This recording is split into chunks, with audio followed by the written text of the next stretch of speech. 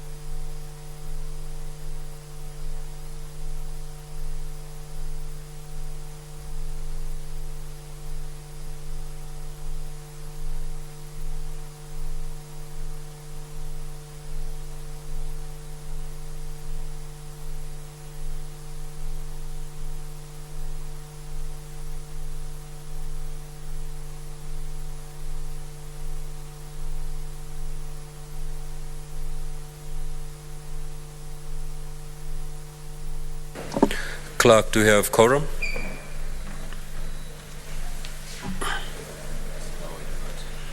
Sergeant at Arms, kindly ring the quorum bell for 10 minutes.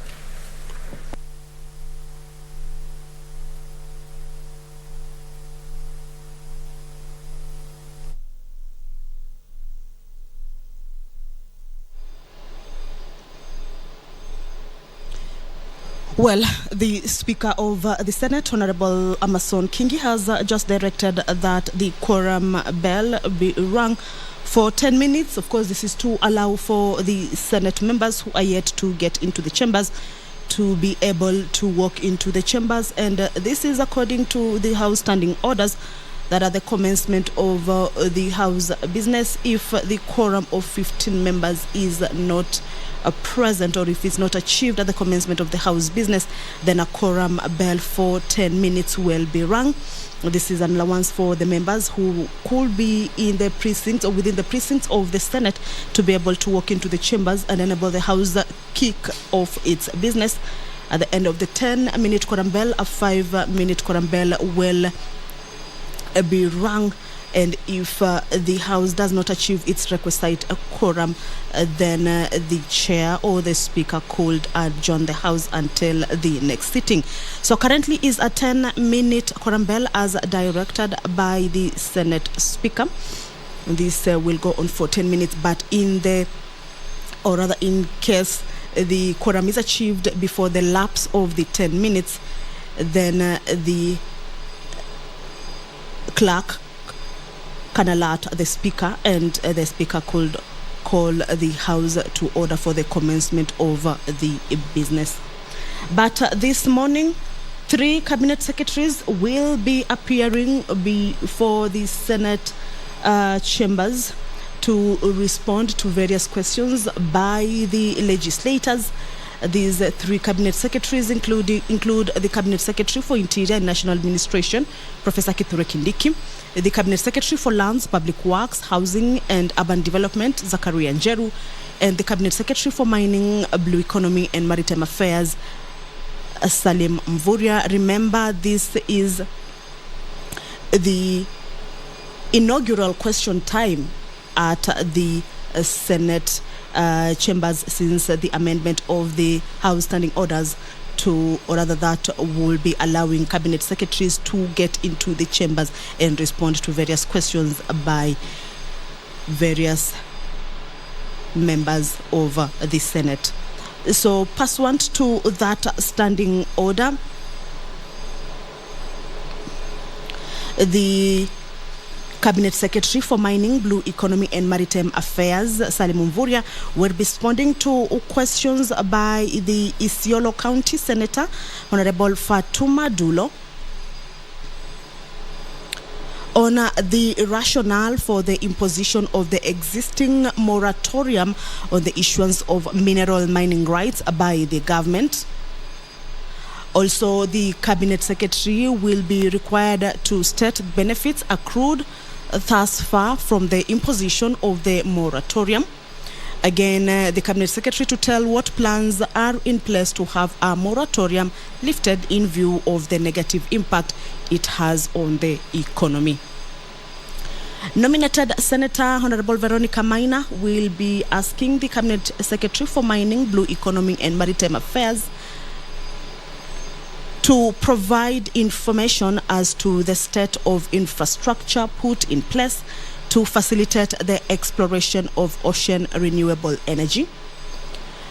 Also, whether the Cabinet Secretary could explain what initiatives the ministry has taken to enhance the exploration of offshore gas and oil. This is a question, or rather these two questions will be posed to the Cabinet Secretary for Mining, Blue Economy and Maritime Affairs by the nominated Senator Honorable Veronica Maina. Currently, if you are just joining us, it is a 10-minute quorum bell as directed by the Speaker of the Senate, Honorable Amason Kingi. This is according to the House Standing Orders. Before the commencement of the House, 15 members should be seated at the chambers for the commencement of the House business. This is according to the House Standing Orders. But in case the quorum is not achieved at the commencement of the House business, then a quorum bell will be rung. This is to give room to the members who are yet to walk into the chambers to be able to get into the chambers and allow the House to achieve its quorum. And once the quorum is achieved, then the clerk will be alerting the Speaker to call the House to order for the commencement of the business.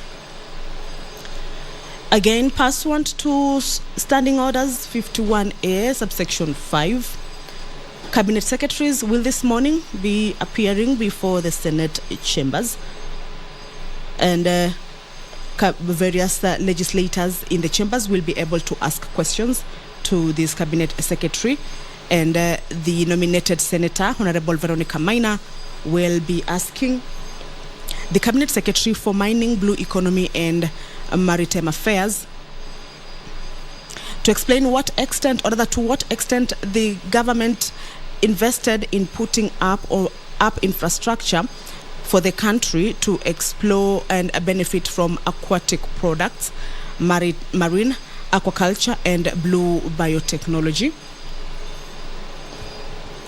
Also, whether the Cabinet Secretary could provide the number of Kenyan-owned fish vessels registered to operate in the exclusive economic zone, and state the measures put in place to enhance the participation of and investment by local fishermen in the marine exclusive economic zones. Also, whether the Cabinet Secretary could inform the Senate of the quantity of marine produce landed in the existing landing sites, the measures put in place to accelerate the development of marinas along the Kenyan coast, and inland lakes, and the state of construction of landing sites in Liwatoni and their capacity to handle landed produce.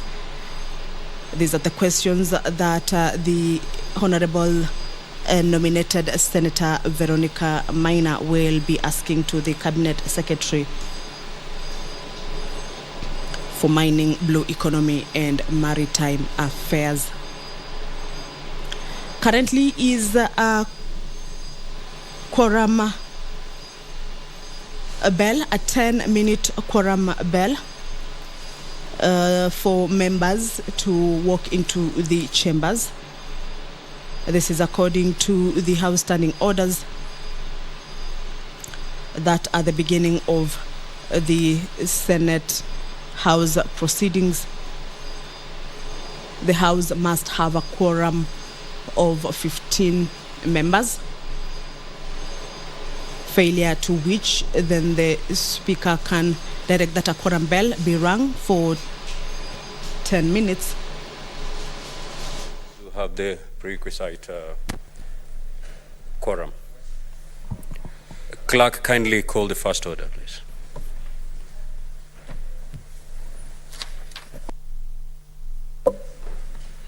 Order number 1, administration of oath.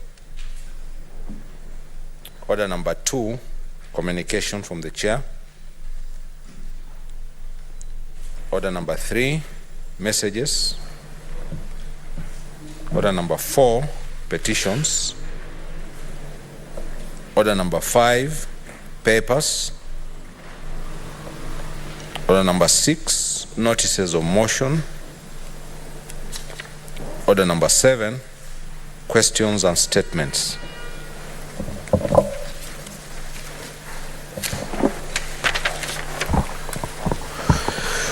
Senator Boni.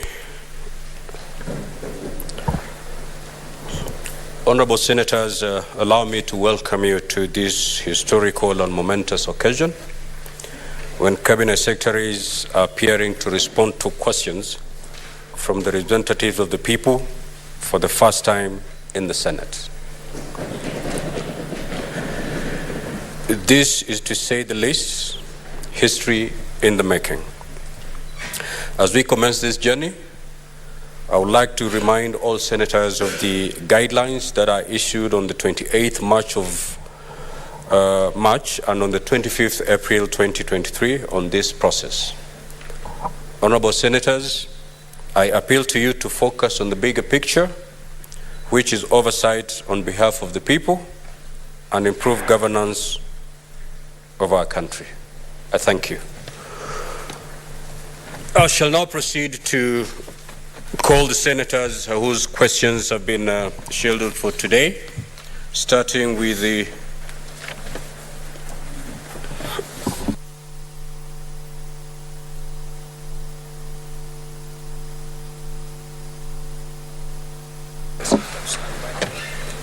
Sergeant at Arms, kindly usher in the CS Interior.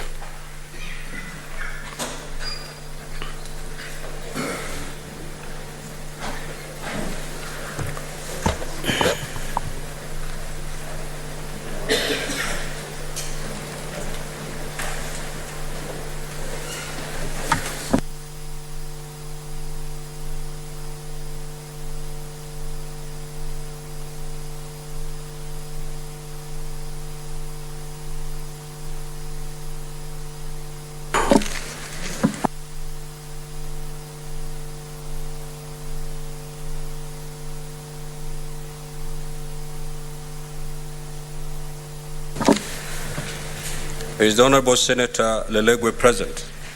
Very well. So be on standby.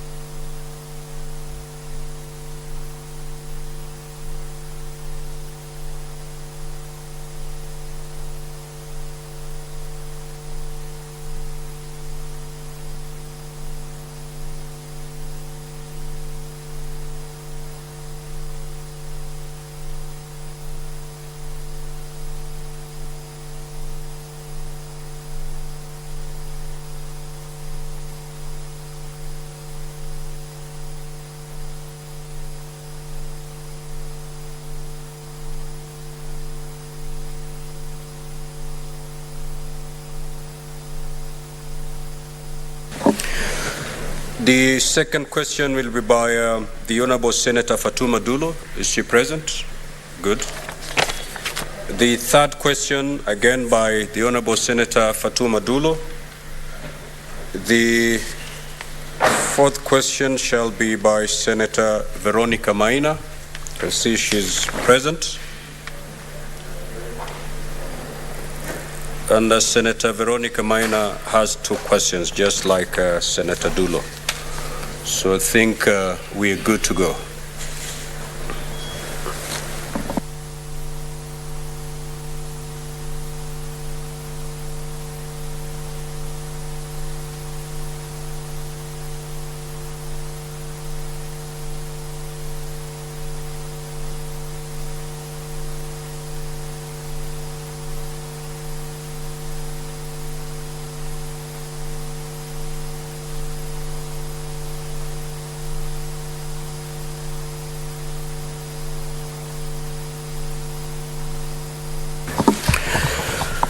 The CS Interior is present, the Honorable Kithure Kindiki. Let me take this opportunity to welcome the Honorable CS. Honorable CS, welcome. Welcome back home. This is the place where you honed your political career. I believe you're more familiar with this house than the ministry. And therefore, let me take this opportunity to welcome you back, where you're going to engage with the senators, basically to answer a few questions.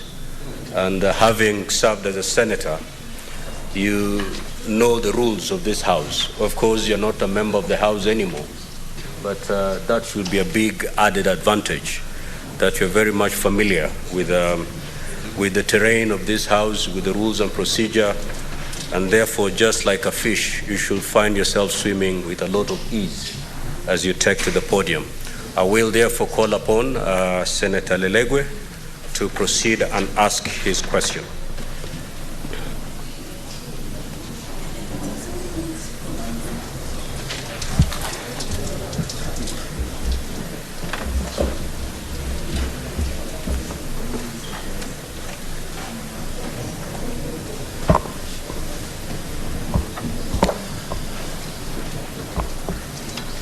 Thank you, Mr. Speaker, sir.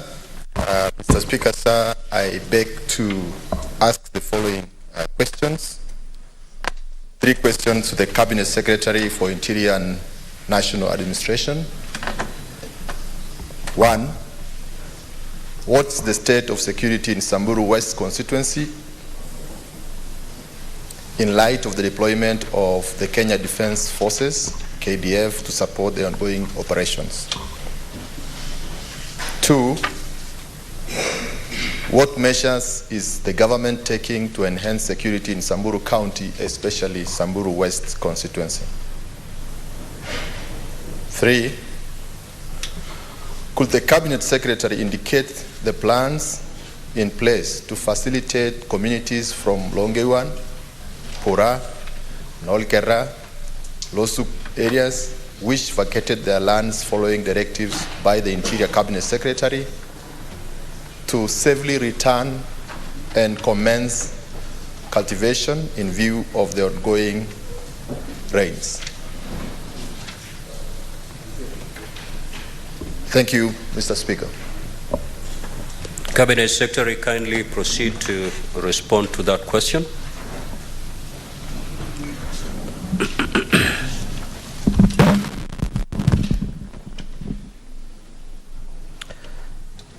Mr. Speaker, sir, thank you for inviting me. Mr. Speaker, sir, it's a great honor and privilege for me to appear before this House. I have fond memories of the 10 years I spent as a member of this House. I feel honored and gratified to be back. The only disadvantage is I cannot sit at the place where I used to sit. But other than that, I'm good. I'm happy to see old and new colleagues. And Mr. Speaker, I'll do my best to respond to the question raised by the distinguished Senator Buru, the Honorable Dr. Lelegwe, as follows. Mr. Speaker, on 13th of February this year, the government of Kenya decided to deploy a joint operation for purposes of restoring normalcy in Samburu and 4 other counties in Northern Rift Valley. Mr. Speaker, sir, this came after serious incidences of breach of peace. And therefore, it was required that the efforts of the National Police Service, which is the organ responsible for internal security, be augmented and supported by the Kenya Defense Forces in accordance to our Constitution. Mr. Speaker, sir, the government had 2 options. One, to deploy the KDF to support the National Police Service pursuant to Article 241 3B, whereby the National Police Service is still in charge and leads the operation, but gets support from the KDF, that support being defined in the operational order agreed upon between the Inspector General of the National Police Service and the Chief of the Defense Forces. The second option which was available was to apply Article 241 3C, where the police would cede the way and allow the military to move in, restore peace and order, and retreat back and allow the police to continue after the operation. It was decided to apply 241 3B first because the architecture of the Constitution, Mr. Speaker, envisages an escalation of measures where the government intends to bring in the KDF. The intention of the framers of the Constitution is first to escalate the deployment gradually. If the police require the KDF input, then that input comes under paragraph B. And if there is need to escalate it to paragraph C, then that would come as a consequence later on. And that's why we took that approach. Mr. Speaker, sir,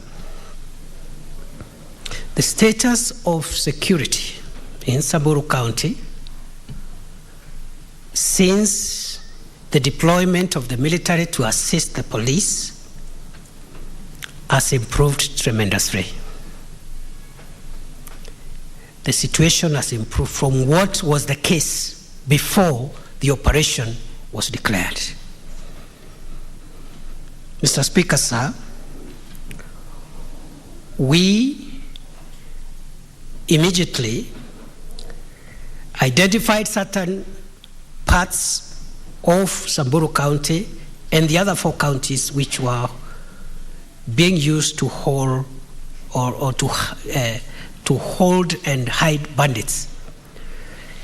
And we asked members of the public to vacate from those places. And this, for the information of the House, Mr. Speaker, these are not habitual places of residence. In fact, the mischief we were trying to cure is that we had established that after stealing livestock, these bandits would retreat to very remote caves and gorges, which are not places of habitual residence. Hide there, and they could survey or try and track what we had, the rest of our agencies were doing and the rest of the public, and plan further attacks from there. But they had invited what we considered perhaps members of their families. So we established their women and children holed up in those caves and gorges. And that's why we gave the kind of orders we gave after declaring these places disturbed and dangerous. The situation has improved. But after we gave the 24-hour orders for the public to leave these dangerous places, which were gazetted and publicized, the unintended but expected consequence was that some of the criminals took the 24-hour notice to mix with the rest of the population, because after 24 hours, we were able to dominate all the places we identified. And I can report to the House today, Mr. Speaker, that all the places, the caves, the gorges, the ravines, all the places that were being used as hideouts for bandits in Baringo, Laikipia, Samburu, Turkana, and West Pokot counties, and Elgeyo Marakwet, those places are clean, have been cleared and dominated by security forces. Our intention now is to make sure that those bandits will never, never, never get to access those places again.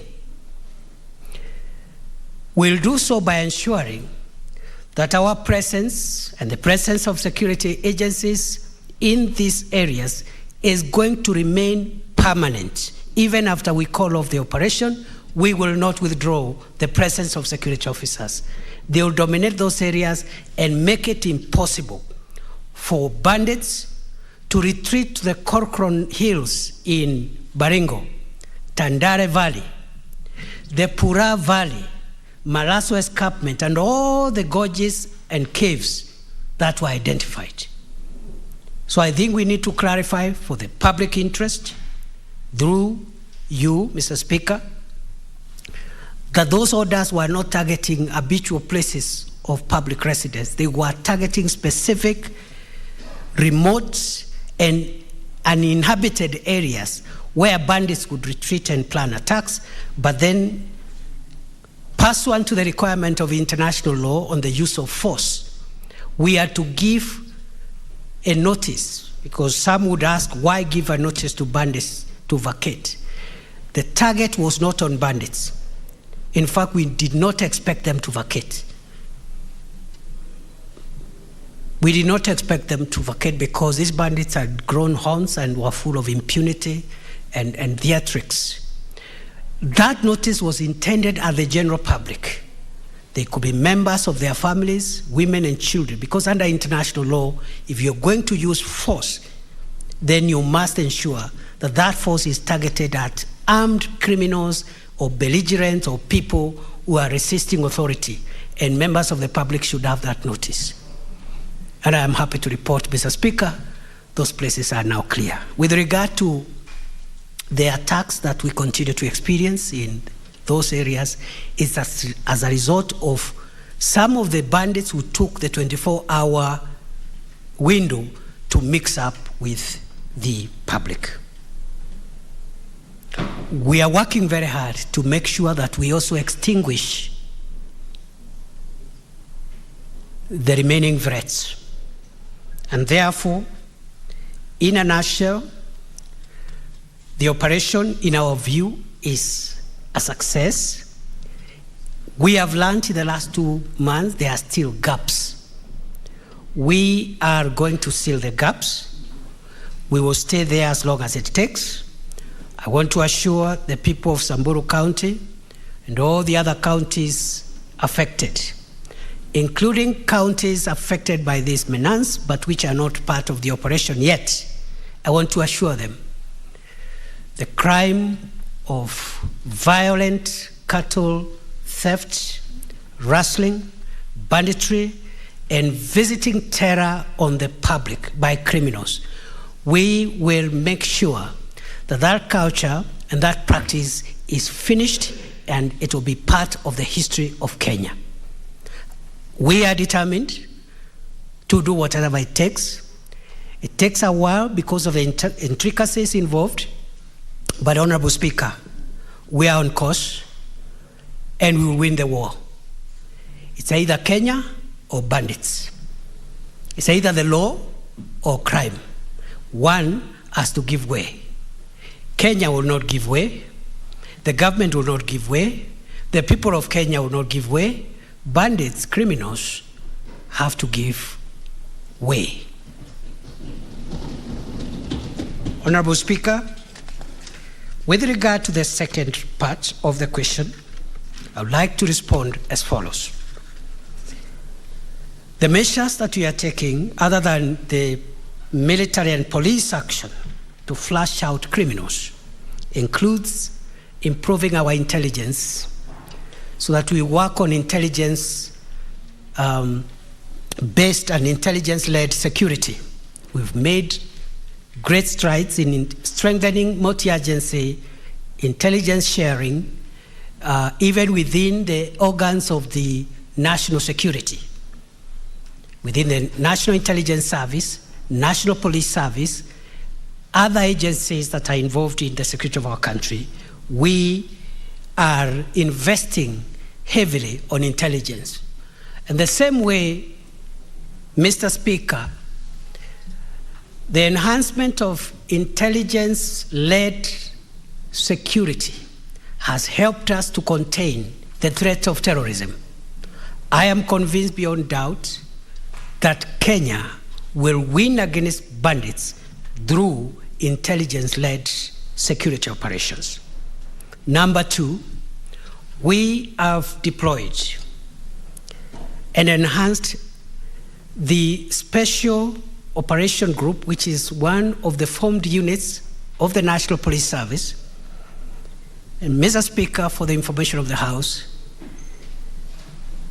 the future of our country winning over sophisticated and complex crime, including banditry, terrorism, drug trafficking, the future is in the specialized formed units of the National Police Service.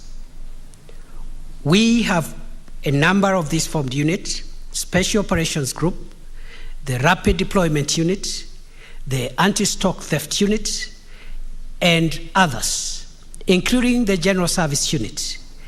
These are our front-line soldiers in the fight against complex crime.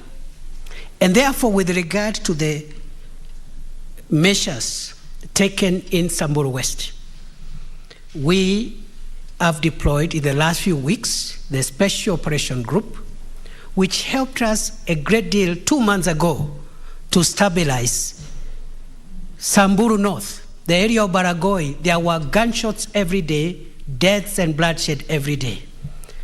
But the Senator of Samburu and the people of Samburu will tell you from December last year, that area has been cleared. And the challenge we have, Mr. Speaker, and we call upon Parliament, the two houses of Parliament, to support our security sector. The investments required in the specialized training of these formed units is so high, yet the results are extremely precious for this country. The war against terror was won by the formed units, including, of course, the anti-terror police unit. The war on banditry will be won by a mixture of general policing, but also the use of formed units. and therefore we will require the support of the House. So the way we've done with Baragoi, we are now putting SOG on other parts of Samburu and also on other parts of the affected counties, even those that are not within the operation area. And I can report to the House that on Friday, I'll be visiting Elgeyo Marakwet to see the deployment of SOG because of the Koloa Bridge and the problems we've had in Marakwet East between Tiati and Marakwet. There has been cross-border raids of late. We have sealed off that area now. It's going to be a thing of the past, and so gradually we are winning the war. We'll invest in peace building. Shortly we are starting a peace engagement, community-led peace engagement and peace building activities in all these areas because we thought we stabilize the areas first before we engage in peace building. We will also do disarmament. But we've taken our time first to stabilize and silence the guns. We must disarm the public. Mr. Speaker, I want to assure the nation through this House, every criminal holding firearms illegally must surrender them. They either surrender the firearm or we will take it by all means possible. And therefore, we will have a disarmament plan. We'll have a radicalization plan because just like terrorism, banditry and cultural wrestling has now assumed some radical ideological leanings where the people doing it are no longer doing it for culture. They are not just doing it for money. It's beyond enterprise, it's beyond culture. Increasingly, there is an ideology by those criminals that you can actually harass the public and take their property and kill them and terrorize and look important. And I want to assure the people of Kenya, we will defeat bandits. I don't know how it will take, but we'll defeat them, and banditry will be part of Kenyan history. Mr. Speaker, if we had continued to allow what was happening by the time the Kenya Kwanza administration came to office and the few months after, if we had left that to continue, we would have had serious security agencies because we feared that even international terrorist networks would have infiltrated some of these groupings and complicated those matters. So, Mr. Speaker, finally, we are investing in long-term rejuvenation of the region which is affected with social amenities, public infrastructure. We are negotiating with our counterparts in the Ministry of Water, Ministry of Roads, Ministry of Energy, so that whatever quota of development projects, whatever development projects that are being launched or being planned are being funded for water, for schools, for hospitals. We are requesting for security reasons to get an enhanced quota, an enhanced package for those areas so that we open northern part of Kenya, including Samburu, and make sure that these places are also empowered, they are opened up, and I keep on saying, Mr. Speaker, the future of Kenya is in the north. There is land, there are resources, there is potential for investment.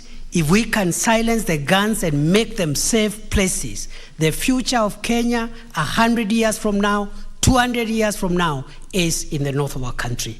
I have looked at the case studies of different countries. I believe the future of this country is in the almost 3/4 of our country that is facing insecurity. If we can sort out security, that is where the future economic strength of our country will be. The same way California, in the middle of a desert, today is the backbone of the American economy. And many other countries, Australia and other places where desert territories have been turned into economic anchors for the country.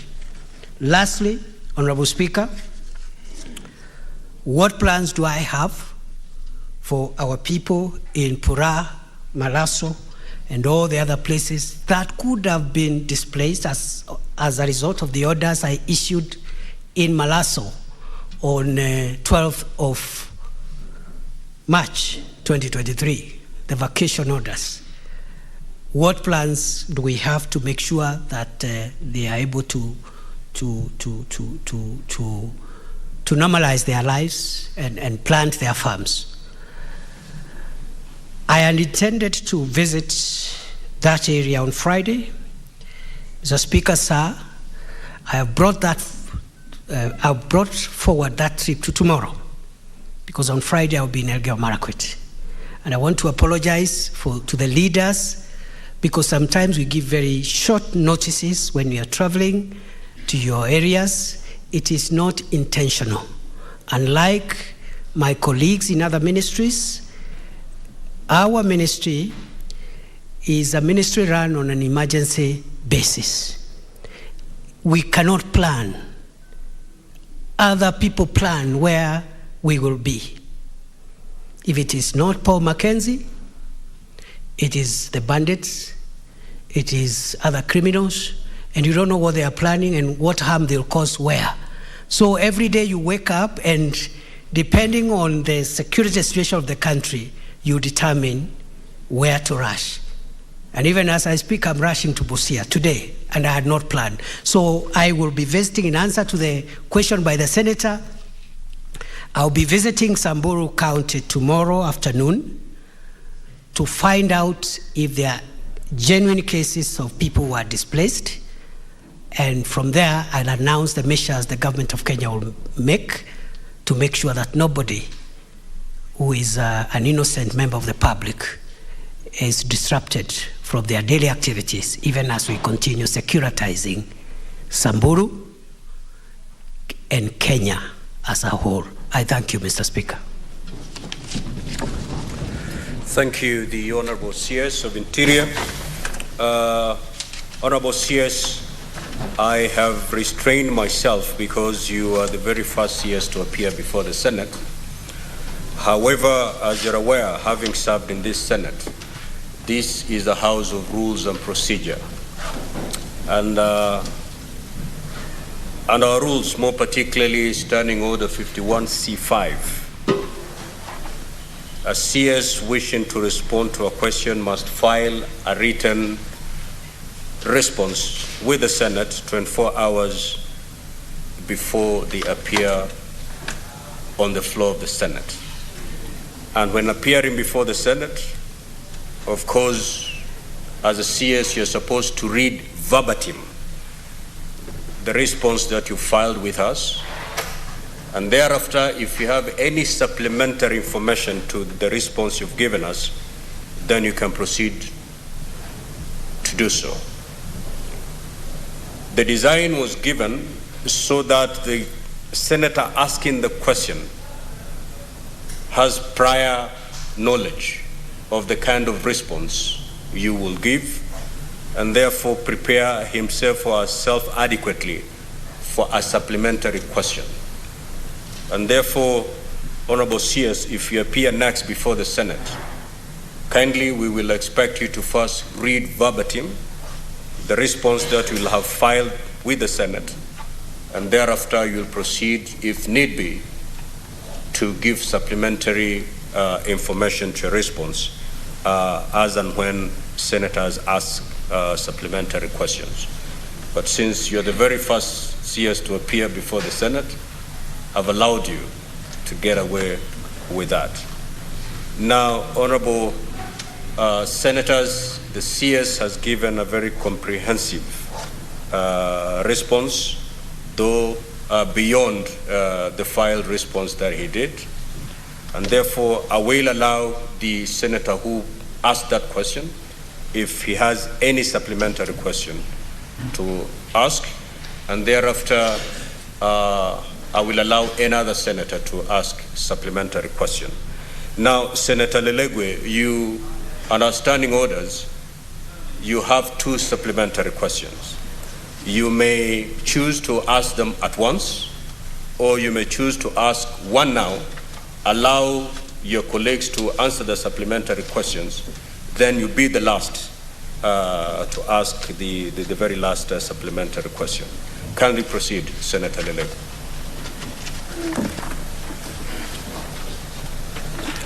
Thank you, Mr. Speaker.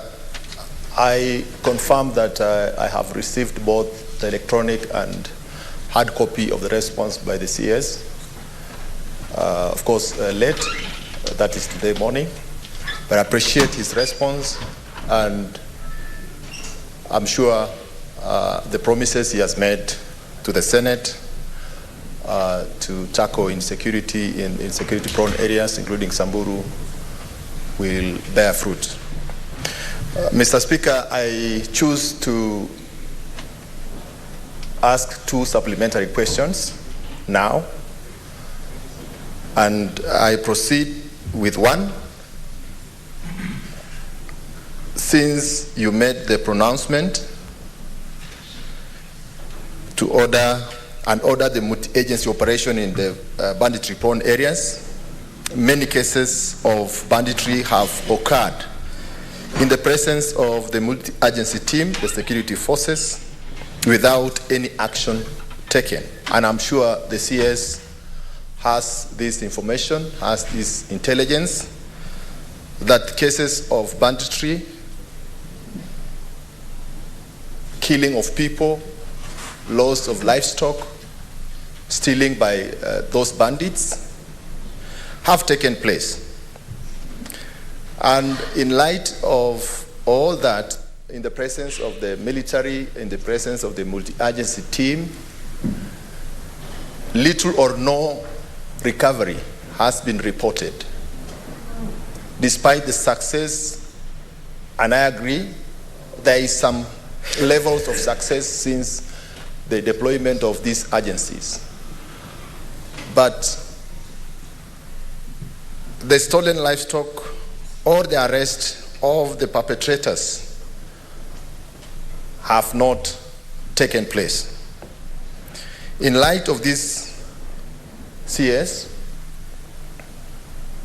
what is the government's policy on recovery of stolen property, that is livestock, and compensation if the government is unable to take action? We have seen families having been impoverished. Honorable Senator, of course, today is the very first time you're doing this, and I'll be giving a lot of latitude to both the CS and the members. Okay. But kindly, the supplementary question you ought to ask must be very direct. Okay. It is not an opportunity to make a speech, and then after the speech you pose a question. Direct questions to the CS on the subject matter. Thank you, Speaker. I proceed. 1. Since you made the pronouncement and ordered a multi-agency operation in banditry-prone areas, many cases of banditry have occurred in the presence of the security forces without any action taken or recovery of stolen livestock or arrest of the perpetrators. In light of this, what is the government's policy on recovery of stolen property, livestock, and compensation, if any, if the government is unable to take action? 2, what measures do you plan to implement in order to guarantee the safety and security of administrators, in this case the chiefs, operating in areas prone to banditry? Is the CS considering providing them with training and arms to enhance their security? Thank you, Mr. Speaker. Honorable CS, kindly proceed to respond to the 2 supplementary questions. Thank you, Mr. Speaker. Mr. Speaker, sir, I'm sorry for veering off the standing orders. I was still in the past. In my previous role as a senator, I am guided. Mr. Speaker, sir, with regard to the supplementary question raised by the distinguished senator for Samburu County, I'll reply as follows. That it is true that we have had incidents of banditry even after the deployment of the joint National Police Service and Kenya Defence Forces operation. I've explained why those attacks continue because of a bit of a mix-up where we could have bandits spread out in villages, and although our officers are on ground, they cannot be deployed to every home. So we are looking for strategies to work around that and make sure that we mop out and finish that problem now that we know where the problem is. Mr. Speaker, we have made tremendous improvement in terms of recoveries of stolen livestock. Before the operation, we had very many livestock stolen which were not being recovered. And we are compiling actually data backwards from August and even the entire of 2022, just to show what this administration has done as compared to previously in terms of recoveries and those kind of action. I am able to report the data we have at the moment is showing marked improvement by this administration in terms of recoveries. We've had recoveries in Laikipia, recoveries in Baringo, recoveries in even in Samburu.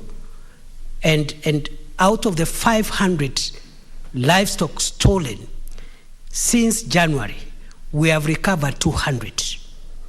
300 are still at large. And the reason is because these criminals, once they steal, they separate the livestock in small groups and disappear.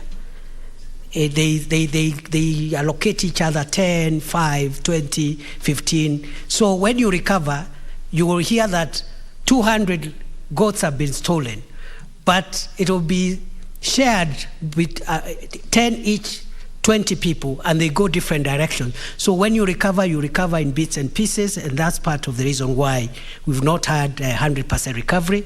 But again, we are working on how to improve our recovery progress. Finally, the Senator has asked about what we are doing to make sure that our officers are trained, the national administration officers are trained and equipped.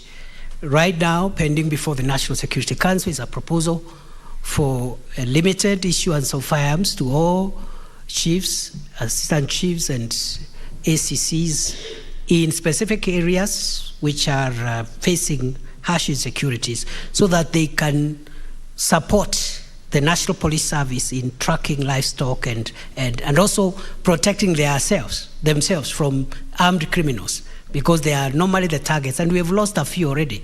We've lost a chief in Samburu, we've lost one in Laikipia. So we are considering a policy shift to provide firearms and also to give them training so that they can help us better serve the people of Kenya. I thank you, Mr. Speaker. Honorable William Cheptumo.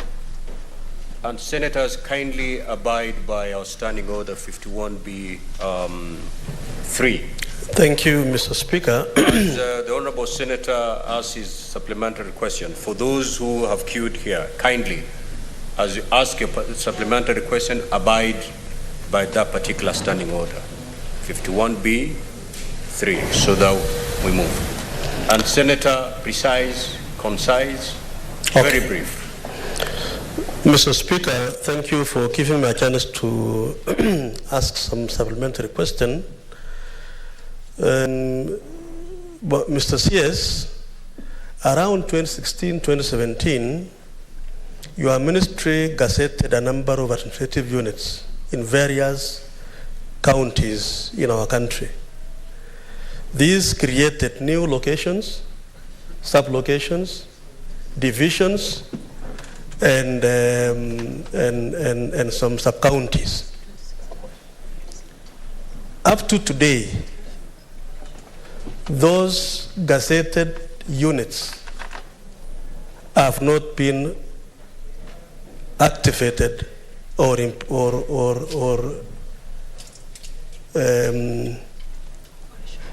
able to operate. This is helping to assist your ministry on matters security, especially in the security areas. When will you do this, Bwana Waziri, Mr. CS? When will you operationalize the units gazetted by your ministry in 2016, 2017 in various counties? And my county in Baringo, there are several of them, areas you were able to visit last time. Honorable CS, 1 minute. Mr. Speaker, sir, all the gazetted administrative units will be operationalized, but due to budgetary constraints, we have decided to operationalize all the already gazetted areas in phases, in 3 phases, starting this financial year. We will have an objective criteria of identifying which of them goes the first phase, second phase, third phase. That objective criteria includes security challenges faced in that area, like banditry, terrorism, and other complex security issues, illicit drugs and alcohol, and then also regional balance, so that some in one region, another in another region. So we'll have a criteria of making sure that we do, starting this June, and that criteria will be made public so that we carry the entire country together. Asante. Thank you. Senator Kamar.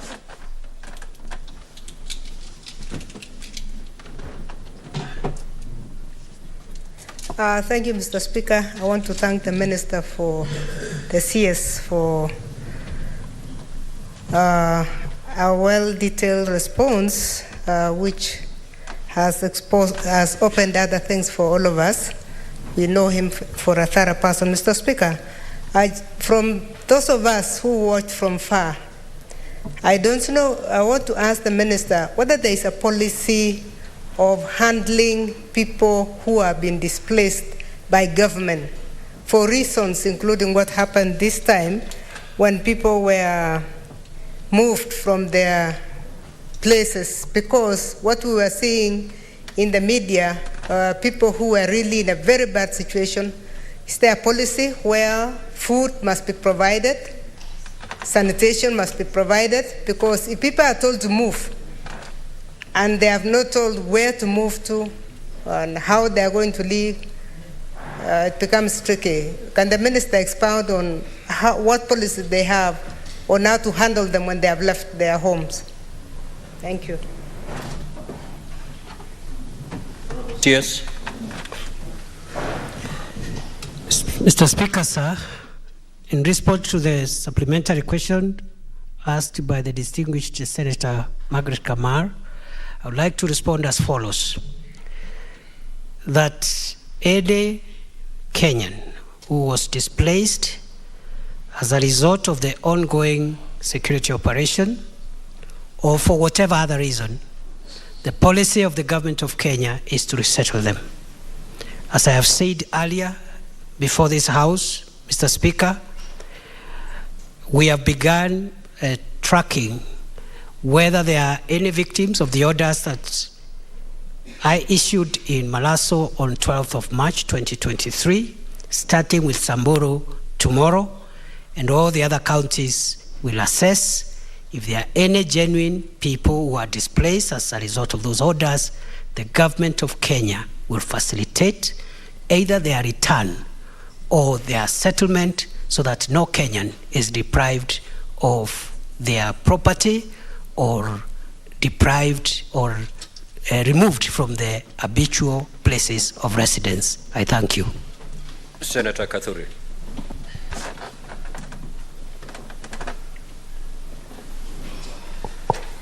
Thank you, Honorable Speaker, for your indulgence. Honorable Speaker, my question is very indirect and almost similar to what has been asked, because I agree that the future of Kenya is the north, but that is the future. So I'm asking, what immediate measures is the ministry taking to make sure that that area is considered in a very special way, so that that custom of banditry can stop, so that they can start farming and doing other things? What immediate measures is the government taking besides militarization of the region? Thank you, sir. Honorable CS. Mr. Speaker, sir, in response to the supplementary question raised by the distinguished Senator for Meru, I would like to tell the House that the use of force is an immediate, short-term, and painkiller remedy for the problem. And therefore, once we stabilize, we will roll out all the other interventions in terms of socio-economic, infrastructural, and amenity development, peace building as well. And we request the support and cooperation of the elected leaders. And I can report to this House that the ministry has already generated the appropriate framework for the reconstruction of all the affected areas, a Marshall Plan of sorts, as promised by President William Ruto during his campaigns for the presidential election. And that paper is now pending clearance at the National Security Council and the Cabinet. I can assure the nation, through you, Mr. Speaker, that in another 2 months, we'll be able to announce the comprehensive Marshall Plan for permanent solutions so that we don't have these things repeating every year and for us doing the same thing every other year and expecting different results. Thank you, Mr. Speaker. Senator Boni.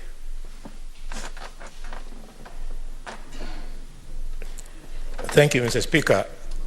Mr. Speaker, allow me to thank the Minister for coming. I had no doubt, given the frustration we shared with him in this House for many years when we needed information from this critical ministry, that he would come. And I want to thank him and his office for the cooperation that they gave us when we were trying to urge them to come. Mr. Minister, in your position, you have access to special intelligence reports. Kenyans would like to know, unless your disclosure will prejudice operations, they would like you to tell them the role played by political players, including sitting MCAs and sitting members of parliament, who we believe, wrongly or otherwise, you'll confirm, that they are part of the problem of incitement, the problem of giving logistical support, and the problem of funding, and Mr. Speaker, the problem of procuring markets where these animals are sold as far away from northeastern as Nairobi in Dagoretti. Could you share with us? And number 1B of my question, Mr. Speaker, do you have a plan, Minister, to disband that structure of security called police reservists?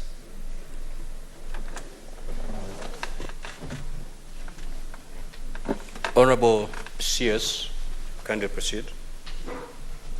Mr. Speaker, sir, I would like to respond as follows with regard to the supplementary question raised by the distinguished Senator for Kakamega.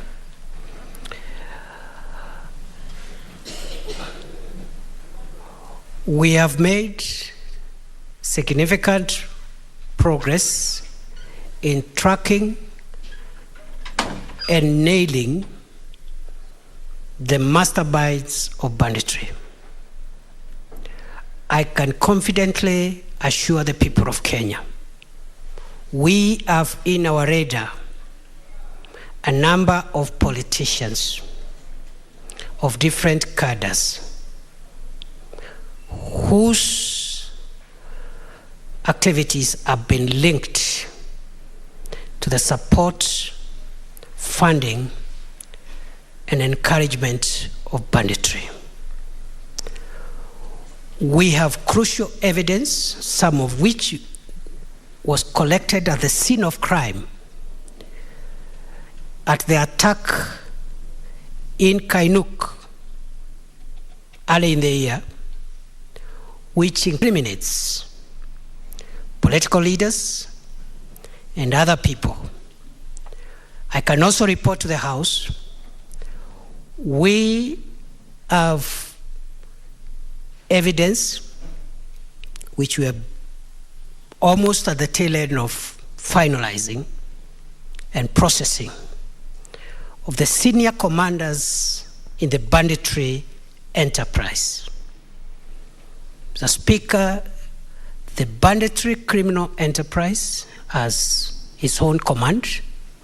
Just last week, one of the most notorious commanders of banditry was apprehended alive from the Corcoran Hills and arraigned in court. And the leaders from Baringo and those parts know who that person is. He's terrorized us and is even helping us even to zero in and fill the gaps of the investigations that are ongoing. I want to assure the House that very soon we will have high-profile arraignment of the command of bandits, whether they are civilian commanders, politicians, etc. And we want to build a case that will succeed in court. Thank you, Mr. Speaker. Thank you, Honorable CS. Now, Honorable Senators, indeed, I can see quite a number of senators would wish to ask supplementary questions to the Cabinet Secretary. However, we have expended well about 40 minutes on this particular question. If you remember my first communication when we adopted these standing orders, I indeed made it clear to you that we were going to spend at most 20 minutes per question. I want to believe that the CS Interior, this is not his last appearance before us, and any supplementary question, Honorable Senators, you may be having, I believe we'll still find an appropriate opportunity to be answered by the CS. Therefore, I'm afraid to say that we will. Honorable Senators, the reason I always ask you to read your standing orders is because of, for such reasons. You're raising a point of order on who? There's no senator who is on his feet. And therefore, that is the communication from the chair. Now, Honorable Senators, I've got a communication to make. Senator Kinyua, kindly take your seat. I would like to acknowledge the presence of the Right Honorable Chief Fortune Zephaniah Charumbira, the President of the Pan-African Parliament, in the Speaker's Gallery. The Right Honorable Charumbira is in the country for an official visit to the Parliament of Kenya. He is accompanied by Mr. Daniel Bachoane, an officer from the Pan-African Parliament.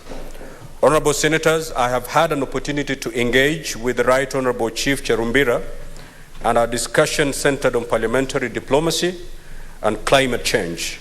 These are pertinent issues affecting African region as a whole, with respect to food security, conflict resolution, and resource management, and are high on the agenda of the Pan-African Parliament.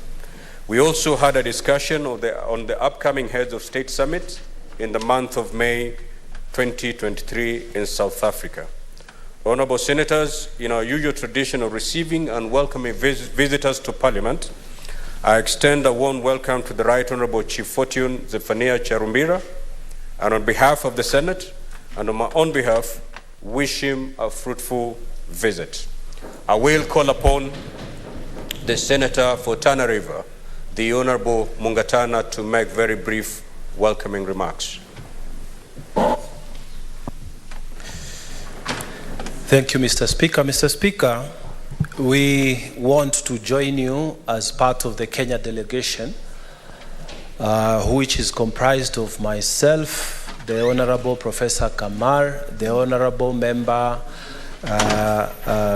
for the National Assembly, Honorable Mukami, the Honorable Majimbo Kalasinga, the Honorable Esther Passaris, to welcome the President of the Parliament which is resident in South Africa.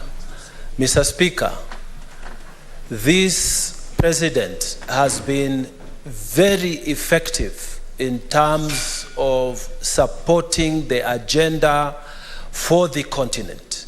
Mr. Speaker, that parliament has been transformed from the chaos that it used to be before to a platform for exposition of the agenda of Pan-Africanism.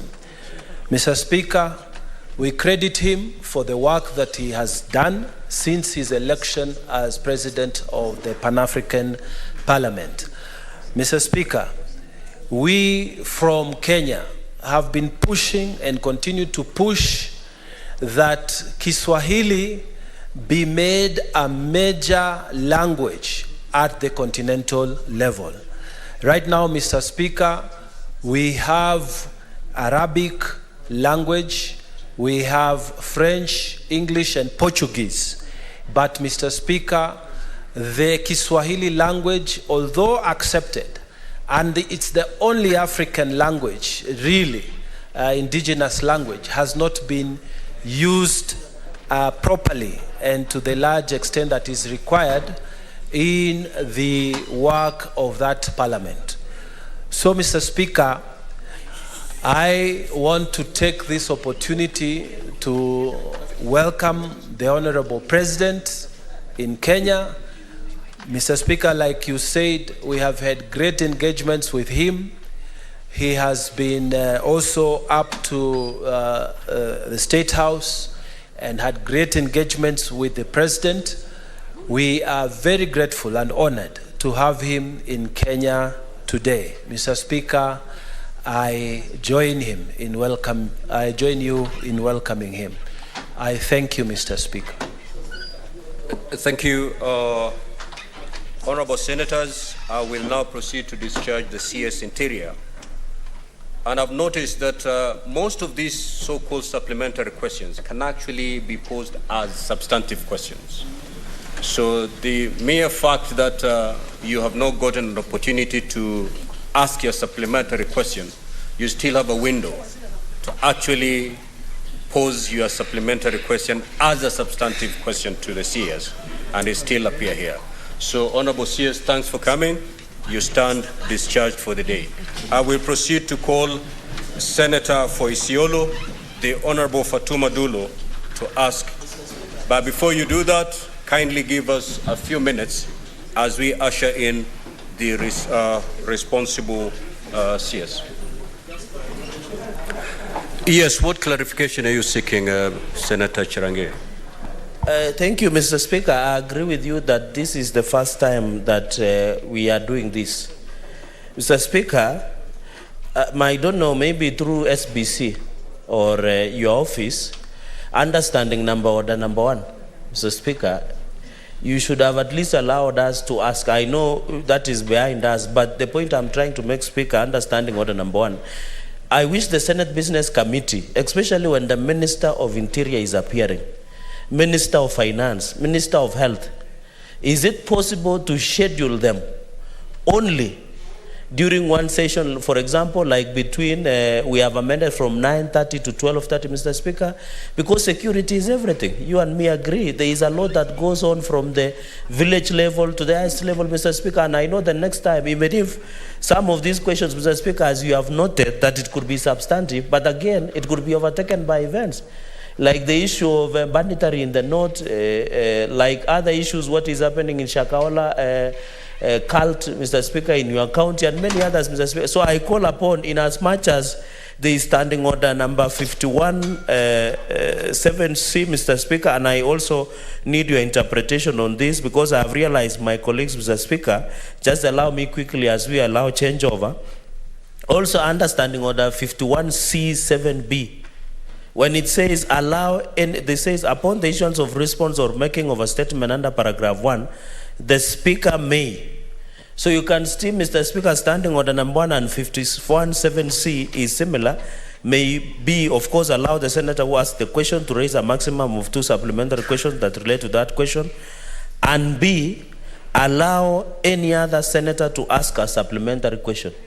Mr. Speaker, on that 51C7B, you need to give direction so that members cannot use that as a pretext of making a debate, making a speech.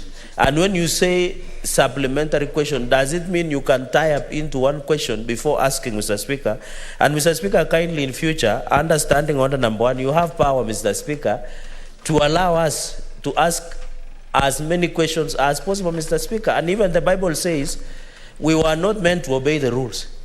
It is the rules who should obey us, Mr. Speaker. So I beg with your indulgence, Mr. Speaker. And I know as you sit here, Mr. Speaker, sir, you would have also wished that we ask something about Shakahola in your county, because you cannot ask. Some of us were willing to do the job for you, the legwork, Mr. Speaker. So kindly be patient with us, please. Be fair to us. You are our father. Please sometimes allow us to ask for the benefit of our constituents, Mr. Speaker. With that indulgence, I thank you. Thank you, Senator Chirangei. Indeed, this is the first session we're having on these newly introduced standing orders. And going forward, of course, we are learning and looking at the weight and the interest that is normally generated whenever the CS Interior appears either before the National Assembly or the Senate. I believe as we sit in SBC, we'll take on board the very valid concerns that you've raised, that maybe whenever the CS Interior is appearing, we do not have any other CSs appearing on that particular day, so that we can give ample time to senators to ask as many supplementary questions as possible. But I believe it's a learning process. Once we retire as SBC, these are the things we're going to put together, looking at the experience we've had today, how do we then get better going forward? And I believe the next session should be much better than the one we are just having. But indeed, it is a valid concern that you've raised, and we're going to take it on board once we retire as SBC.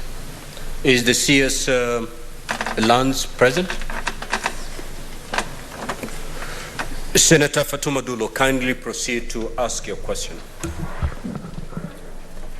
Thank you, Mr. Speaker, and I thank also the CS for Lands. Mr. Speaker, let me confirm to this House, this is the second time that I'm actually pursuing this matter. The first time I brought a question to the floor of the House, and NLC completely refused to respond to the issues I have raised. And that is why I'm repeating the question, because my people's rights is being violated. Number two, Mr. Speaker, I don't know whether you can allow me to ask the question plus supplementary so that I'm done with the question. Let us abide by our standing orders. Just ask the question, okay. Let the CS respond, okay. And then you shall rise to ask your supplementary question. Okay, thank you, Mr. Speaker. Sir, I beg to ask the Cabinet Secretary for Lands, Public Works, Housing and Urban Development.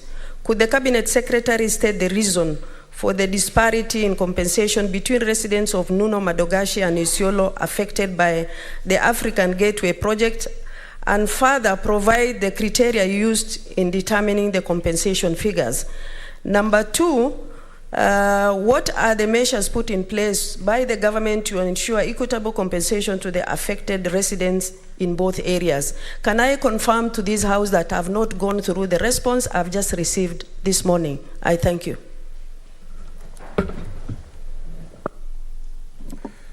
Cabinet Secretary, kindly proceed.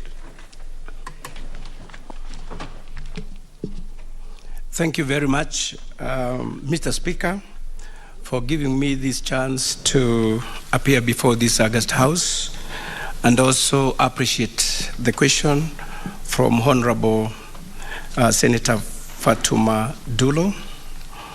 Mr. Speaker, I request for your indulgence and guidance, because as the Honorable Senator said, the mandate of compensation for public lands is squarely on National Lands Commission pursuant to Article 67 of the Constitution of Kenya 2010 and Section 113 of the Land Act 2012.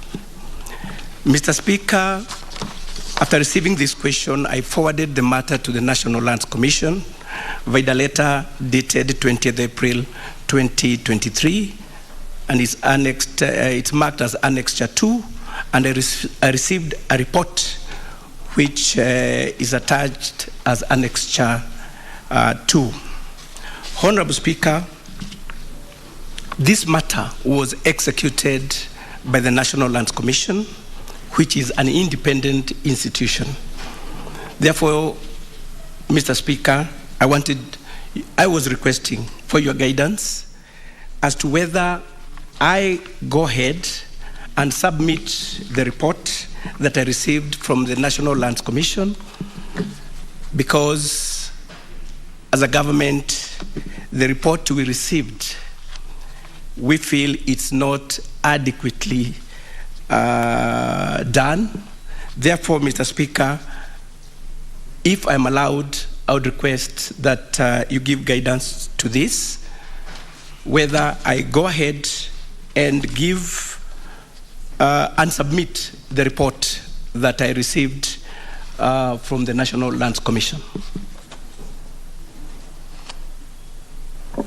Senator Dulo.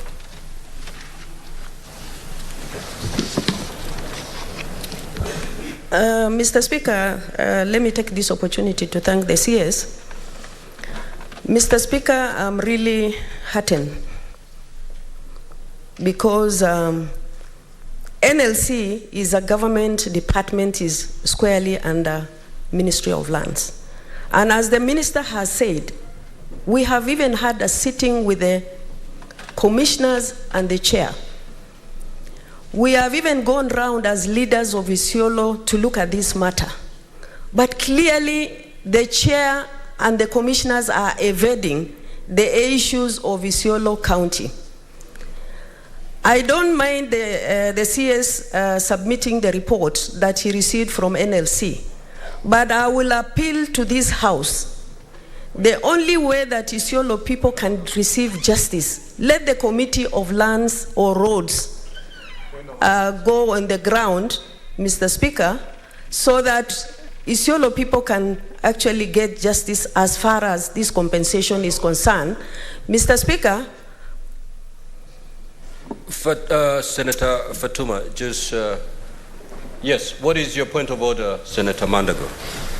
Mr. Speaker, I rise on standing order number 105 on the statement of fact. I've heard the Senator for Isiolo saying that the National Land Commission is a department in Ministry of Lands. Mr. Speaker, as far as I'm concerned, the National Land Commission is an independent constitutional commission. Is it in order for the Senator for Isiolo to mislead the House? Very well, Senator Fatuma Dulo. These are the Chapter 15 Mr. Speaker, Constitution. Thank you for this, but whether it's an independent commission or not, it's a commission directly under the parent ministry, which is Ministry of Lands. That is why the minister is responding to the queries. But my request, Mr. Speaker, as far as this matter is concerned, I would urge an appeal to the relevant committee to visit the affected communities so that we can deal with this matter for finality. I thank you. Senator Chirange. It's not here. Senator Chute. Thank you, Mr. Speaker. Thank you, CS Lands. I have one question only. There is land in Moyale, big chunk of land called Gubalticha. It has a dispute between three communities, the Boran, the Gabra, and the Burji. I wanted to know from the CS if you are aware of this dispute, when are you going to solve this dispute. Thank you. Honorable CS.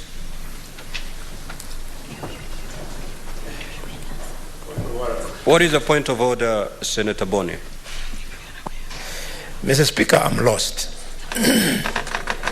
The minister has told us that he doesn't believe or is not satisfied with the answer he's giving us. And here we are, after he asked us to make that decision, still listening. Mr. Speaker. Senator Boni, a ruling is going to be made to that effect. Okay. Yes. A ruling is going to be made to that effect. Thank you. Yeah. Honorable CS. Thank you, Mr. Speaker. In regards to the land issue in Moyale, I want to tell this August House I'm not aware of it, but I look into it and give satisfactory response to that. Mr. Speaker, it's good to let this August House know that National Land Commission inspects, values, and rewards any compensation on the lands, on public lands. Therefore, and since they are an independent institution, they are allowed to do that by law. So, my request, Mr. Speaker, is to let National Lands Commission be summoned so that they can adequately tackle this issue, because all the information that is needed to this August House will only come from them. So I'm still requesting that the House, through you, Mr. Speaker, to request the National Lands Commission to come and give and shed more light to this issue from the Senator Fatuma Dulo. Senator Mandago. Thank you very much, Mr. Speaker. Mr. Speaker, I rise to support this question by Senator Fatuma Dulo. And my request, Mr. Speaker, because this is a practice that we've seen NLC undertake in various government projects. Mr. Speaker, you remember there was compensation for the SGR. In my own county, there was compensation for Kentraco transmission lines. And Mr. Speaker, we are seeing this in Isholo. The biggest challenge we have, Mr. Speaker, is the process of valuation by NLC. And Mr. Speaker, I would want to request that the chair of NLC be summoned. What is your supplementary question, Senator Mandago? You know, this is not a statement where you... Thank you very much, Mr. Speaker. But Mr. Speaker, my request is the chair NLC should be summoned so that we can ask direct supplementary questions on the issues of valuation. But allow me now that I have this chance to ask the Cabinet Secretary for lands. What plans does the ministry have to ensure that all public utilities in this country are titled? Thank you, Mr. Speaker. CS. Thank you very much, Mr. Speaker. The government is in the process of securing all public land in the country. This is a process we have started with the learning institutions. That's our universities, our technical colleges, schools, and this was prompted by the grabbing that has been rampant in our public institutions. So, Mr. Speaker, as a ministry, we are working hard to make sure that all public land is secured through titling, and we are doing that through the National Titling Program. Mr. Speaker, the question of land compensation and valuation is done by that independent commission. Therefore, Mr. Speaker, we would request as a government to detach the two processes, so that we are able as a ministry to to supervise and know where there is overvaluation and undervaluation. And I totally agree with the senator who has brought up this question, that we require the National Lands Commission to come and shed more light to this. Thank you. Honorable CS, you had 2 questions to respond to. You attempted to respond question A. Yes. Can you proceed to respond to question B? Thank you very much, Mr. Speaker. As a government, we are preparing a national lands value index. Mr. Speaker, so far we've managed to do land value index to 22 counties, and the remaining 25 counties, the process is ongoing, and Isiolo is one of them. This national land value index we are going to develop a database of land values across the country, and we are going to achieve 4 main things. One is to harmonize land values for different areas across the country. We'll also generate a reference point for the land values for compensation and other related purposes. Also, we are going to guide investment decisions for both public and private entities.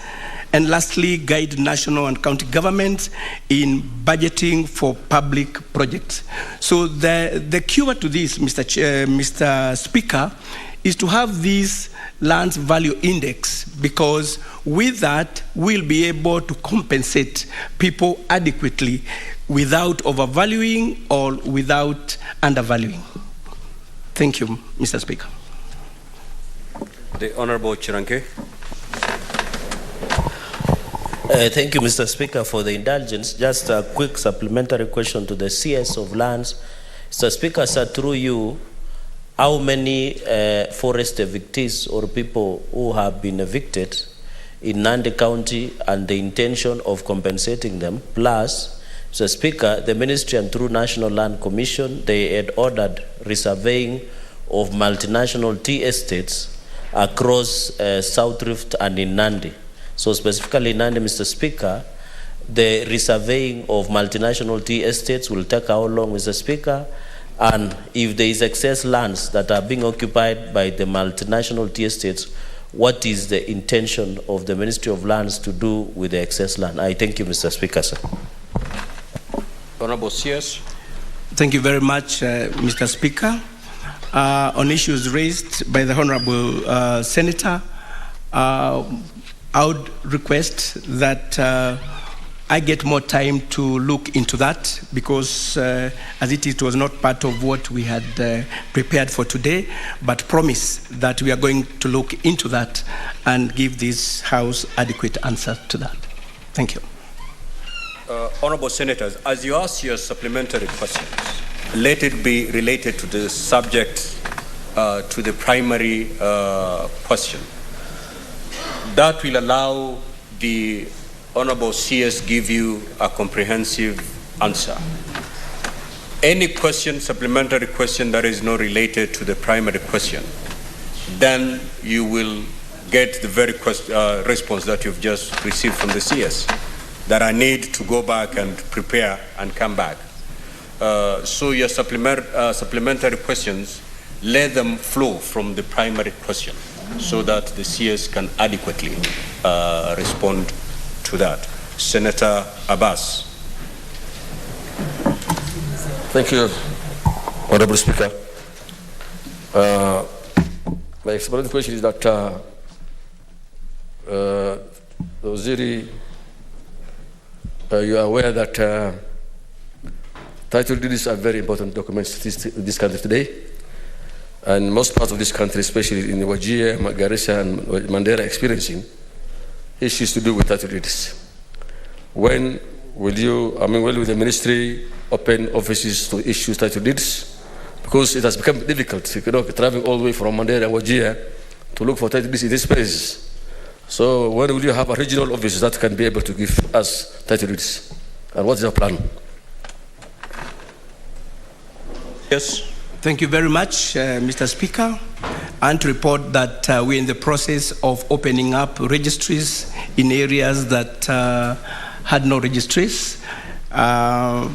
This is in line with what the government is doing, because what we are doing at the moment is making sure that all our land records are digitized, and with that will help us do away with most issues that have been rampant in the land sector.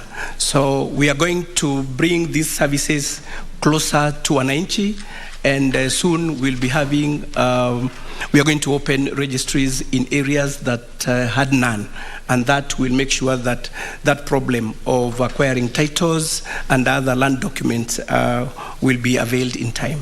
Thank you. Senator Manzo.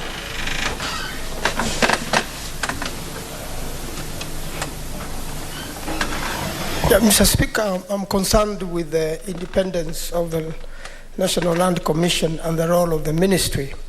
It seems that most questions we are going to bring here, it will be back and forth. I would like the Honourable Minister to clarify to what extent, as much as the National Land Commission is independent with its technical work, to what extent then are you able to advise or even control the independency through budgeting and other processes, whereby the Independent Lands Commission cannot deal without the Minister of Lands, Mr. Speaker? Honourable CS. Thank you very much, Honourable Speaker. One thing I want this House to note is that even when it comes to budgeting, the ministry presents the budget for both its ministry and also National Lands Commission.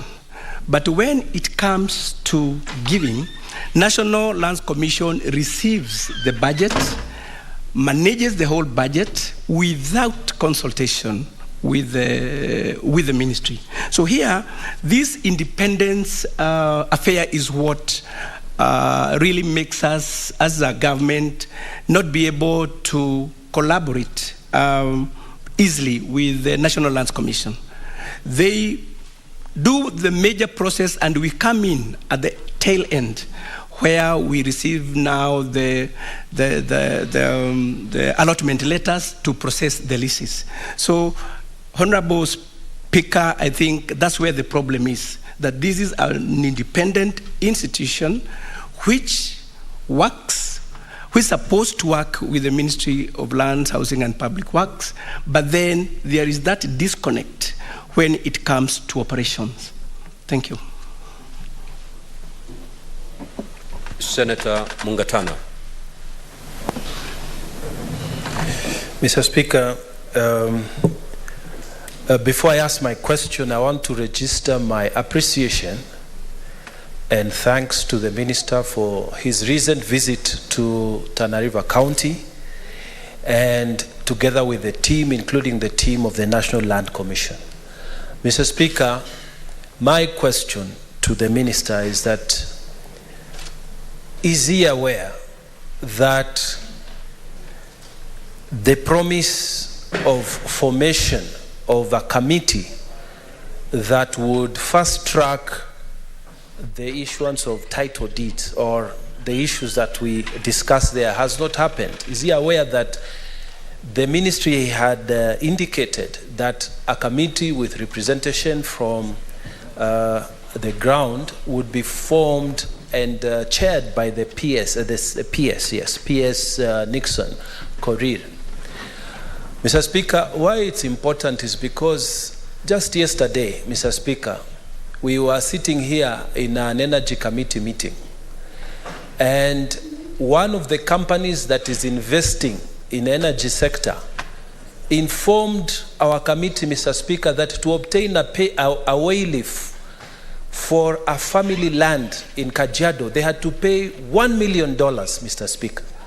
Now in Tana River County, we don't have titles to a large extent. And if that wayleaf was being obtained, Mr. Speaker, on ancestral land, we would not get that kind of treatment, therefore impoverishing the people further.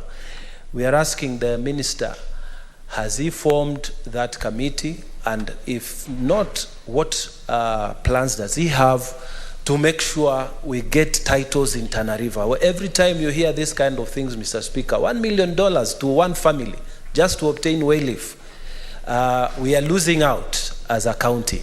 Mr. Speaker, I ask again, can the minister tell us when this committee will be formed and how he plans to hurry up the issuance of titles to the people of Tana River County? Thank you, Mr. Speaker. Honorable Sears. Thank you very much, Mr. Speaker. Thank you, Senator Mungatana, for appreciating my visit to Tana River County. It's true, we agreed with the Committee on Lands and leaders from Tana River that we're going to form a committee to look into matters of land. I want to report that already we have started receiving memorandums from the ranches, as we agreed, and also we want to involve each and every person, each and every stakeholder, so that this committee is fully represented. So I want to report that we're on course. We have received several memorandums from various ranches, and I can promise you once that is done, we are going to have that committee, because we believe with that we are going to sort out many problems that are there. Thank you very much. Senator Robert. Thank you very much, Mr. Speaker. I would like to request the minister. Actually, I'd like to find out, because over the years, having been a governor for 10 years of Mandera County, I've realized the spirit of all of us are equal, but others are more equal than others at play at the Ministry of Lands. I say that to qualify. I say that because the former president went around this country with the current president as the deputy president and made promises in all the counties they visited of issuance of title deeds. And one such promise was made in Mandera in 2016 for issuance of 9,500 title deeds. And just a follow-up of what Mungatana said, what Senator Abbas said, these ASAL regions have not benefited from the issuance of title deeds. We have that promise pending to date and fulfilled, and Mandera people have not benefited from the issuance of those title deeds. Are you aware of this issue? And the issue of establishing registries at the county level is inadequate as a response, as far as I'm concerned, because we need to enjoy the services of Ministry of Lands at the same level as other entities are enjoying with immediate effect. So what is the ministry doing in making sure these ASAL regions that have previously been disadvantaged through deliberate marginalization by successive government, and as a result, lack of these critical documents for land ownership? What is your ministry doing to address that issue? What are you doing to address promises that have already been made that has not been addressed since 2006, and particularly in Mandera? And if you wish to get evidence, I will be able to furnish your office. Thank you very much. Honorable Sears. Thank you very much, Mr. Speaker. Mandera County, Tana River, they are all under community land, and I want to report that we have started gazetting those lands, and after that, we are going to make sure that the communities living with that area they get titles. So the Community Land Act is now in operation, and I can assure you this government is keen to make sure that each and every person who doesn't have tenure documents, and that's titles, we are going to do that. It is in the manifesto of this Kenya Kwanza government, and as a ministry we are working hard to make sure that we fulfill that promise that we promised to Kenyans. So, Mr. Speaker, once we gazette those community land, we are going to go ahead and issue titles. Thank you. Senator Cheptuma. Thank you, Mr. Speaker. Mr. Speaker, my question to the Minister is about Mochongoi settlement scheme in Baringo County. Mr. Speaker, the residents of Mochongoi settlement have looked for titles for many years. Your ministry is responsible. What plans and when are you going to issue titles, Mr. Waziri, for the residents of Mochongoi settlement scheme in Baringo County? Thank you very much, Mr. Speaker. We have many settlement schemes that had not been titled, and Mochongoi settlement scheme is one of them. I want to assure you, Senator, that we are doing everything possible to make sure that all the settlement schemes across the country that had not received titles, that will be done. So I'm promising this August House that we are doing everything to make sure that all these titles are given to wananchi. Thank you. Senator Gataya. Thank you, Honorable Speaker. I am asking the CS lands on behalf of people from Chogoria. You might not be prepared for this question, but I'm very sure it is in your archive. Once you go back, you can check. There is a group of people from Makori, Yanchuku, Edai, in Chogoria ward, which gave their land for Atamaki Road, which was being constructed almost 10 years ago. The arrangement was those people were supposed to be compensated. It is now close to 10 years, 15 years down the line. These people have not gotten their compensation, and they are up and down in your ministry, in your department, in your office to seek for this compensation. Could you please be at a position to tell the House when these people are likely to get their dues? CS. Thank you very much, Senator. Mr. Speaker, I am informed by the National Lands Commission that payments are being processed and soon they will be paid. Thank you, Mr. Speaker. Senator Kenyua. Thank you, Mr. Speaker. Mr. Speaker, the Marmanet evictees petitioned this House for their compensation. Mr. Speaker, the Minister, Mr. Njeru, was in Laikipia and he came face to face with Marmanet evictees. Mr. Speaker, we also have Kiambori evictees in Laikipia East. Mr. Speaker, I wanted to know, because the committee involved did a report, and report was taken to the ministry, and it was agreed that those evictees are supposed to be compensated. I wanted to know from the minister, at what level are we, so that are we going to wait for 2 months, 1 month, or 6 months for us to be compensated? Mr. Speaker, I've listened to the minister. Most of the questions, he's just giving general answers, Mr. Speaker. I would request if he can be specific on this one, Mr. Speaker. Thank you. Senator Kenyua, you do not expect the CS to give you details because he never prepared to come and answer to that particular question. And that's why I keep reminding senators that your supplementary question should flow from the primary question. Otherwise, then the CS is going to be very general, because any question that he never prepared to respond, he'll be general. If you feel your supplementary question needs to be given details, then other than posing it as a supplementary question, pose it as a substantive question. Then the CS will retire, look at that particular question, and give you the detailed response that you require.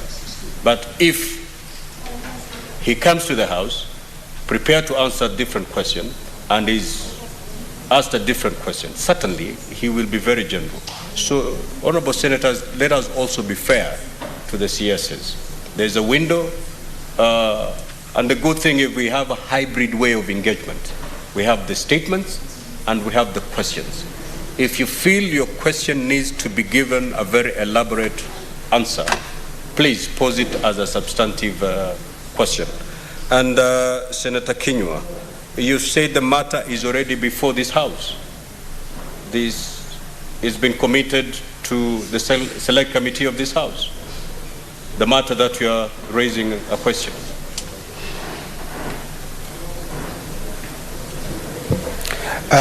Mr. Speaker, I said so. This House was petitioned, and the matter was handled, and it's in the ministry. So the reason I'm asking is because I know it is squarely in his ministry. So, and we had discussed with him, but it was not official. It was we were taking tea, so maybe he would be aware of that matter, Mr. Speaker, because he was in Laikipia. If the matter is still pending before a select committee, you cannot pose it as a question to the minister. Because if you read Standing Order 51B 3K, that a question shall not refer to proceedings of a select committee before the committees has made its report to the House. So if it's live and is before the committee, then you may not proceed to answer. I mean to respond to pose that question. Mr. Speaker, but if it's not live, it's within your right to pose the question. Okay, it's not live in the committee because they concluded the matter and took it to the ministry. So that's why I'm asking the minister if he can answer where we are at with it. Honorable CS. Thank you very much, Mr. Speaker. You've realized, Mr. Speaker, there's a lot of issues which are with NLC, National Lands Commission, and then there is no boundary to really separate the two, because what the Honorable Senator is asking is an issue to do with the compensation and the settlement by the National Lands Commission. So what I will do, Mr. Speaker, is that I will pick up that issue with NLC and see how far they've gone with that issue. Thank you. Senator Mundigi. Asante Bwana Speaker. Swali yangu ni CS, katika mashinani every sub county kuwa na wale wase wanachaguliwa liweze kuwa wakiangalia mambo ya masamba, kupitisha mambo ya masamba, lakini kwa vijijini imekuwa ni siasa ya MPs. Bwana CS, na kuomba kama kuna uwezekano ndio kila sub county juu ya zile vita siko kule huo ukiangalia. Senator Mundigi, swali lako kwa waziri wa ardhi ni nini hasa?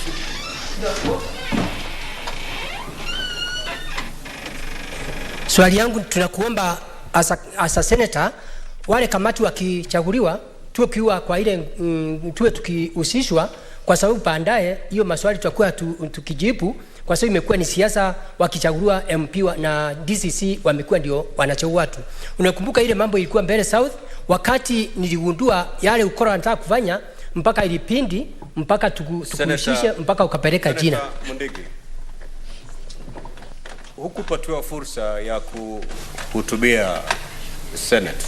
Umepatiwa ruksa ya kuuliza swali. Umuulize waziri wa ardhi swali lako, si uhutubie Senate. Swali langu Bwana Waziri, tunakuomba utusaidie, ni swali. Kama ile kamati ikihusishwa, utakuwa sisi maseneta tunakuwa tunakumbaliwa aidha mtu mmoja ama wawili ndio tuwe wakitufanyia upelelezi vile kunaenda. Yes, asante sana. You've gotten the question. Proceed to respond. Asante sana Bwana Speaker. Swali hilo ni nyeti, na kile ambacho ningeweza kuelezea chumba hiki ni kwamba kuna lands control boards ambazo ziko katika kila sub county, na kile ambacho huwa tunahimiza the DCCs ni kwamba waweze kuhusisha viongozi wote wakati wanapobuni ama kuunda kamati zile, ndivyo kila sekta iweze kuhusishwa. Kwa hivyo pengine haitawezekana kila kiongozi aweze kuleta watu wake, lakini ni vizuri kuhusika katika kamati zile ili wananchi wote waweze kuwakilishwa viwavyo. Kwa hivyo hilo ni jambo ambalo tutasisitiza, na the DCC wakati wanapobuni zile kamati waweze kukaa pamoja na viongozi wa kila sub-county ili ile kamati ambayo inapatikana ama inaundwa inakuwa ni kamati ambayo inahusisha kila mmoja. Asante.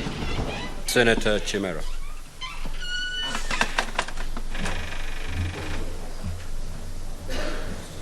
Speaker, for this opportunity.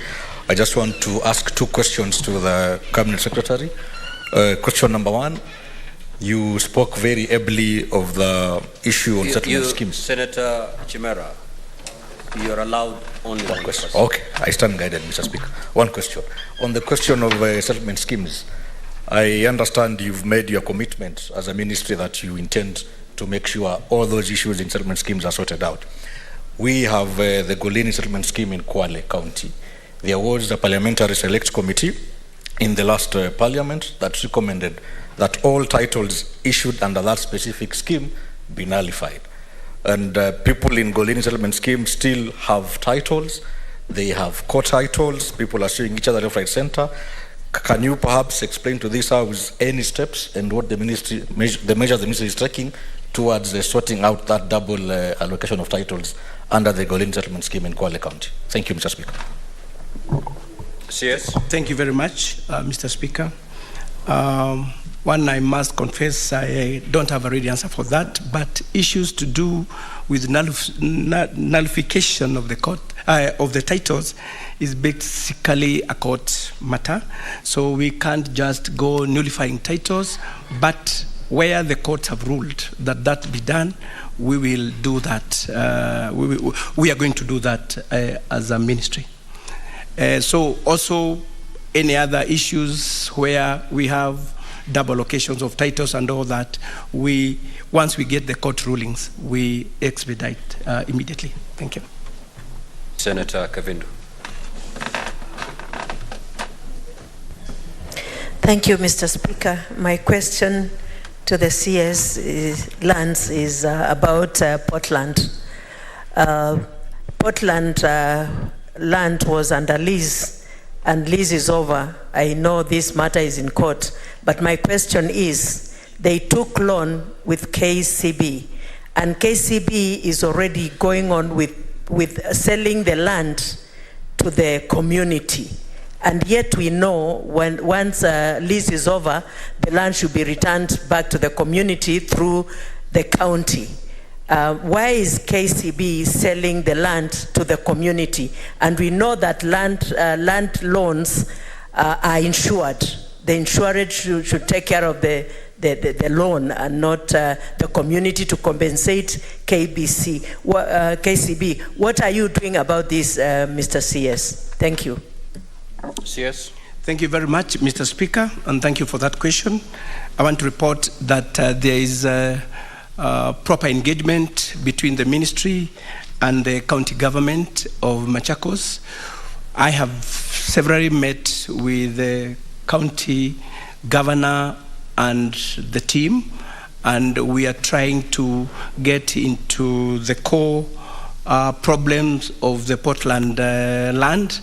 And I can assure you, Honorable Senator, that that is an issue that as a ministry we are taking with a lot of weight, and soon we are going to sort it out together in collaboration with the county government of Machakos. Thank you. Senator Okanyuri. Thank you, Mr. Speaker. I also want to find out what the Ministry of Lands is putting in place to deal with the issue of multiple buyers, whereby sometimes this is a creation of the officers in the lands ministry, and this is notorious in Gusii region, where such cases have resulted in many unsolved murder cases which are in court now. Thank you. CS. Thank you very much, Mr. Speaker. It's true we have had problems with the double allocations, where you find one parcel of land has more than one title. And Mr. Speaker, I want to assure this House that that problem will be sorted out once we are fully digitized. This is a process that we have started as a ministry. We've started with Nairobi registries, and soon we'll be rolling out the same program to other counties. We want to detach people with manual files, because that's where this problem of double allocation comes. So with digitization, I want to assure this House that most of the problems that we're encountering now on double allocation and other issues to do with lands are going to be dealt with. Thank you. Honorable Senators, we have expended slightly above, about 40 minutes on this particular question, and I believe we should leave it there. However, indeed, I've observed that the substantive primary question by the Honorable Senator Fatuma Dulo has not been given an adequate response. And the CS has actually confirmed that the information he has brought to this House is inadequate in as far as responding to this particular question. And he proceeded to say that he did not receive adequate information from the concerned commission, that is the National Land Commission. Despite his wishing to have the information has not been forthcoming. Now, Honorable Senators, we need to agree on the way forward, where an independent constitution deliberately refuses to give adequate information to the ministry that is supposed to come before the House for purposes of responding to specific questions. As you're aware, our standing orders only allow CSs to appear before the House for purposes of responding to questions. And therefore, as a House, we cannot summon the NLC to come and respond to questions under Standing Order 51. However, Honorable Senators, if you look at Part 12 of our standing orders, it gives a hybrid, the questions and statements. Going forward, therefore, where there is an independent body or another body that we feel as a Senate ought to respond to specific questions raised by the senators and is unwilling to partner or to cooperate with the ministry in charge, then that particular body has to be summoned by the House Standing Committee. In this regard, I direct that the National Land Commission be summoned by the House Standing Committee on Lands to adequately respond to the issues raised by the Honorable Senator Fatuma Dulo. And the House will benefit from the report of the Standing Committee on Lands. Otherwise, if we just go by the response filed by the ministry, this particular matter will remain unresolved. And in her opening remarks, I think you heard the Honorable Senator Fatuma Dulo saying that this is her second attempt to get in this information. And therefore, NLC cannot hide behind these standing orders, that they cannot appear on question time, and therefore, even if they don't volunteer this information, they will be let scot-free. NLC will have to appear before the House Committee on Lands to give this information that the Senator has requested by way of filing this particular question. I so direct. Yes, Senator Cherangay. Senator Cherangay. Mr. Speaker, thank you. I think we are on a learning curve, Mr. Speaker. Still under the Standing Order 51, the entire of it, Mr. Speaker, and Standing Order number 1, where you have powers, you have ordered that the NLC should be summoned by the relevant committee. I need your direction where where a cabinet minister, only 2 directions, Mr. Speaker, appears before the floor of the House on the question that has been given 7 notice at least, and it doesn't have a substantive answer, number 1. Number 2, Mr. Speaker, sir, is where we have gum with the 51 7B, where we have asked a supplementary question. For example, I asked how many people have been compensated that were evicted in Nandi, for example, and he didn't have an answer. What happens to such question? Do we go to the relevant committee? Do we make it a primary question in future? Or should we contact the cabinet secretary direct, which I highly discourage, Mr. Speaker, because it would be more efficient to go through your office. So I need guidance on supplementary questions that we are raising, and the cabinet secretary does not have an answer. How do we go about it? Because I know going into the future, and many other cabinet secretaries will appear, Mr. Speaker, we might be raising supplementary questions, as you have told us, it could not have arose through the primary question.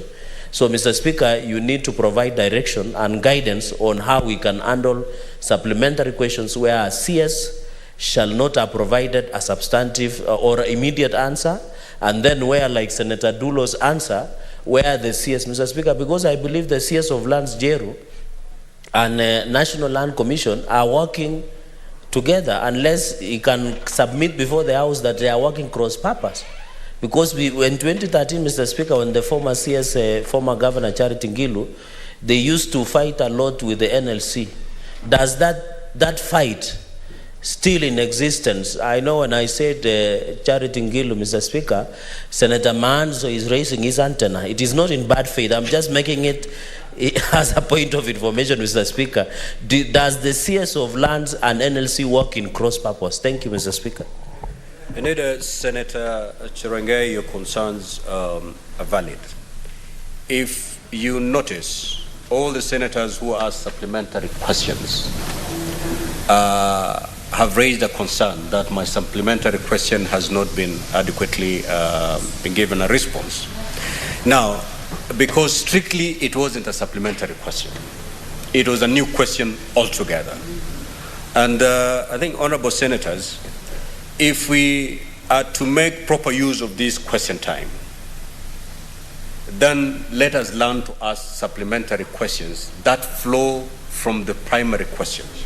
The moment you ask a different question altogether, expect a general answer. For example, when Senator Cherengei rose to ask a supplementary question as to how many people, it demands the CS to retire to his office, come through his documents so that he gets the specific number of the people. I don't think the CS could be having that number offhand.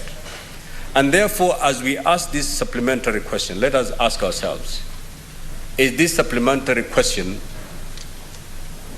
rising from the primary question, or is it a different question altogether? And indeed, your question, Senator Cherengei, that should be asked as a substantive question, because then the CS will sit, go through his documents, and give you specific details. How many people have been compensated, how many are yet to be paid. But I don't think that can be answered through a supplementary question. And if we are to help one another going forward, one, let your supplementary questions flow from the primary question. And if you think there's no correlation between the primary question and your supplementary question, then ask that question as a substantive question. Indeed, there is this issue that we need to grapple with. The issue that Senator Cherengei has just raised, the issue of the National Land Commission. It ought to be working in tandem, in partnership, in cooperation with the Minister of Lands. But I think the CS in his opening remarks said, I am not happy with what I've been given by NLC, and despite my push, This is the much I was given. Now, do we then say, enough, that's enough, just raise whatever you have, and we leave it at that? If we do that, then the question by Senator Fatuma Dulo will remain unresolved. But since we are a hybrid, we have both question time and also statements committed to select committees. We can use the select committee and still end up having a very adequate response to the question by Fatuma Dulo. So in this regard, that's why I've directed that this particular matter be placed before the Lands Committee so that NLC can be summoned, because NLC cannot be summoned pursuant to the standing orders on question time. However, we have that window where NLC can still appear before the Select Committee and be made to give details as required by the Honorable Senator for Isiolo. And I think that will be the avenue that we should take. Indeed, it's a learning curve, but in the next few months, we will certainly have learned to walk. Honorable Senators, just to wind up on the issue of this. Yes, Senator Boni. Yes, Mr. Speaker, I agree with you fully about the route to go, hybrid. But let us not risk setting a precedent whereby cabinet secretaries will know that if I go and deflect the question, then I'll be free. Mr. Speaker, in the structure of government, when the president was naming cabinet secretaries, he told the country that the office of the chief cabinet secretary will be responsible for coordination of parliamentary legislative agenda. Mr. Speaker, this being the case,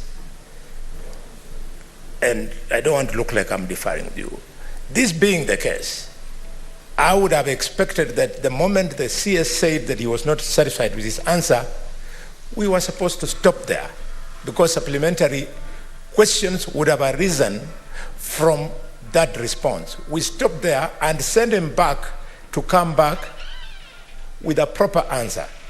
And then it would be up to him, Mr. Speaker, sir, to go to the office of the Chief Cabinet Secretary, who is responsible for coordination parliamentary legislative agenda, for them to sit together with the National Land Commission and come here with a comprehensive answer.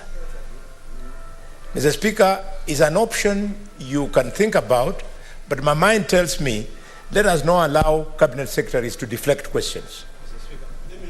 Senator Boni, why do you want to walk a long journey and yet you can actually summon NLC at the committee level? Why do you want to tell the CS to go back to the chief cabinet secretary so that they can have a tripartite meeting between the two and the NLC, craft a response, then they come here? Whereas under standing orders, the Select Committee on Lands, I mean the Committee on Lands of this House can tomorrow summon NLC and get the information that is required.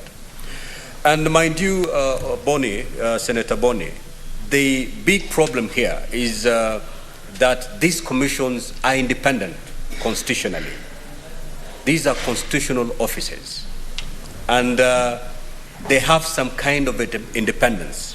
To what extent can they be answerable to the ministry? Because if they flex that independence, then there's very little that the ministry can do. However, in this House, nobody can show that card of independence. Everybody is answerable to this House. And that's why it is easier for this House to summon NLC and still get all this information. NLC is not answerable to the Chief Cabinet Secretary. If they flex that card of independence, the Chief Cabinet Secretary will come here and say the very same thing that the Cabinet Secretary has said. So then why do we want to go that route?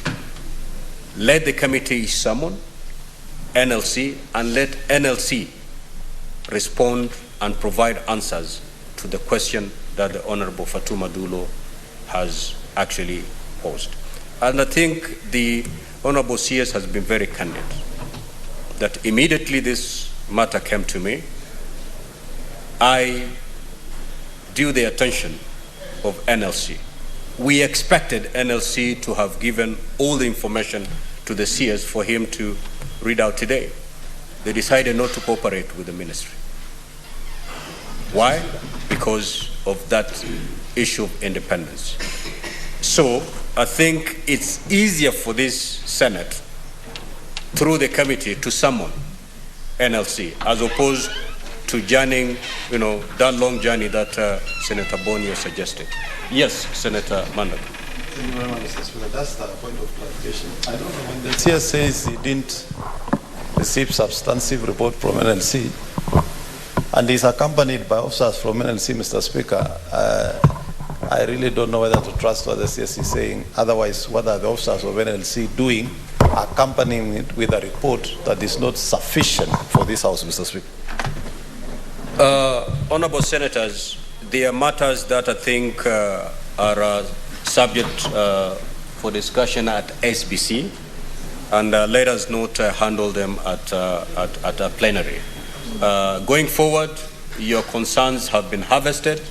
Certainly, when SBC sit to discuss these matters, we will be able to give a proper and firm way forward on this matter. It is our first session handling questions. As Senator Chirange has said, it's a learning curve. We want to see how it goes today, take this experience we've had today, and as we sit as SBC, we see using this experience going forward, how do we better the question time? Before we end it, before I discharge the CS lands, CS, one of the issues that has been raised is the fact that you filed your response late. According to our standing orders, you're supposed to file your response 24 hours before plenary. And therefore, as you retire, next time you're called upon to respond to questions, make sure you file your written responses 24 hours before plenary. And also, as you rise to respond to the questions, make sure you read verbatim what you have filed, and then thereafter you can actually make supplementary responses by giving additional information. But the first attempt to your response, you have to read your response verbatim, and thereafter you can supplement it by any other information verbally. Honorable Senators, I think we will leave it at that and proceed to the next question. I may now proceed to discharge the CS lands. So as the CS lands retires, and as we wait for the next CS, I will allow Fatuma Dulo. You're not raising on points of order. Just say points of clarification, because if you raise on a point of order, I will not allow you. Yes, Senator Fatuma. Thank you, Mr. Speaker, for your ruling. But I would appreciate if timeline can be given to the committee, because this matter has taken too long. Thank you. I think any matter that is committed to a committee, the standing orders actually provide the time within which committees should work. So it will follow the same order. Yes, Senator Cheptumo, what is your clarification? Mr. Speaker, I wanted to support your direction. Mr. Speaker, you remember in the 10th Parliament, when me and yourself, we were seated in this chamber where ministers used to appear before the House. And the question of supplementary questions, Mr. If you can borrow from that situation, that supplementary questions is to enable more members to put questions to the minister. But Mr. Speaker, I want to agree with you that we are not going to act in vain. We are spending time on this question time. And I think when we are also seeking questions as members of this House, we should be able to understand the institutions we are seeking those questions from. So that if we know, Mr. Speaker, that an issue of a commission, then we raise those questions directed to those commissions. But the challenge, Mr. Speaker, is this. that the commissioners cannot be able to appear before the House, either the CEO or the chair, meaning it will go now to the committee the relevant committee for that particular direction. My question, Mr. Speaker, which is of concern to me, is CS. I submit, Mr. Speaker, that CS ought to generally understand his ministry. He may not have specific answers for a specific question, but I think there is the perception and the understanding that he has a general understanding of his ministry. So, Mr. Speaker, even as we limit our question supplementary to the specific questions, I think there should be also leeway for these members to ask questions. They may not be really within the framework of the question, but then, Mr. Speaker, ministers should be able to acquaint themselves with the general operation of their ministry, so that when you have a supplementary question, at least they have an hint of how to answer it. Thank you, Senator Cheptumo. I'm informed that the CS mining is now present. Is that the position? Senator Fatuma Dulo, kindly proceed to ask your question.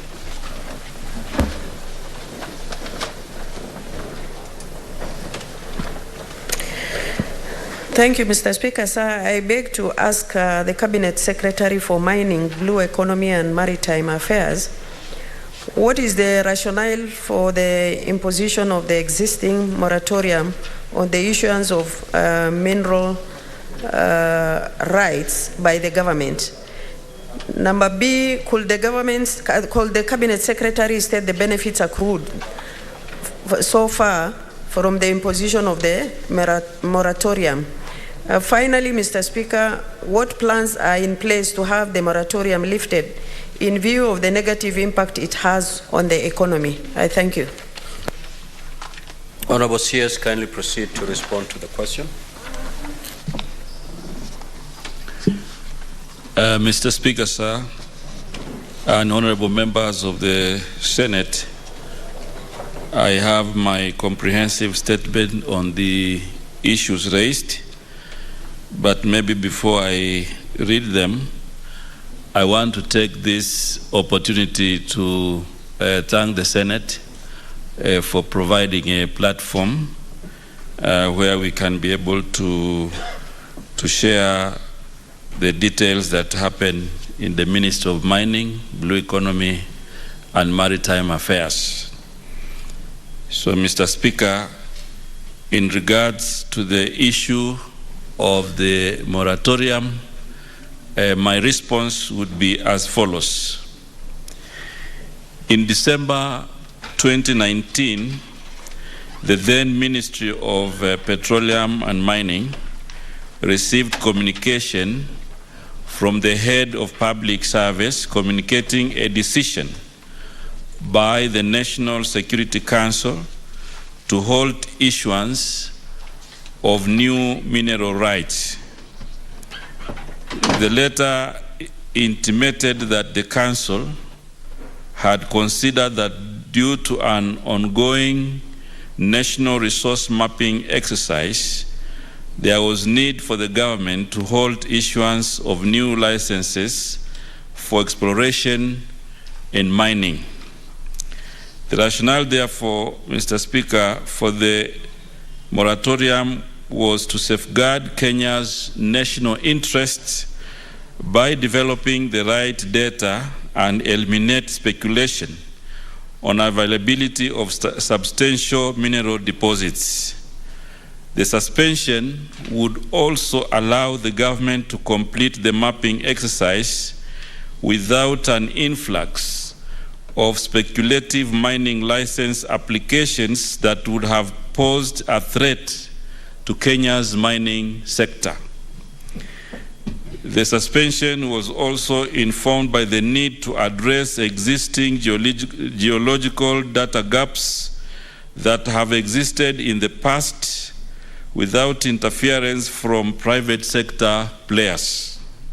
These gaps have resulted in losses as government is so reliant on the private sector for provision of detailed geological data on mineral deposits upon application and grant of mineral rights. Further, the moratorium was perceived as a tool to assist government in better regulating the sector and avoid Kenya falling in the resource scarce trap. On the second part of the question, Mr. Speaker and honorable members, following the imposition of the moratorium, the government has had an opportunity and successfully instituted reforms in the management and regulation of the mining sector that has been beneficial to the country.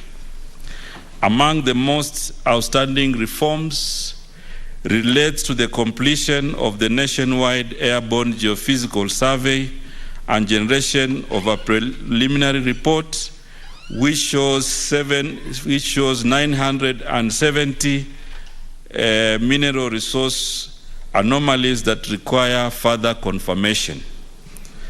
And honorable members, I want to confirm that we have this report for geophysical survey which has shown 970 mineral occurrences across the country. The creation of a new state department to explore Kenya mineral resources is an affirmation of the government's commitment to exploitation and management of its mineral resources. In fact, the department is a wealth creation department. It's therefore anticipated that the new department will better manage the sector sustainably, effectively, and for prosperity. Further, within this period, the department originated a cabinet memo on mineral processing and value addition, which has so far been approved by cabinet.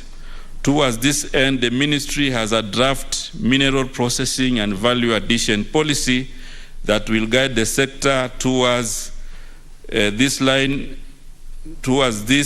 once it is concluded. Some of the value addition ventures that we have initiated are operationalization of the Voi Gemstone Center in Taita Taveta, initiation of a public-private partnership in Floster Company in Elgeyo Marakwet, and also Vihiga Granite Processing Factory.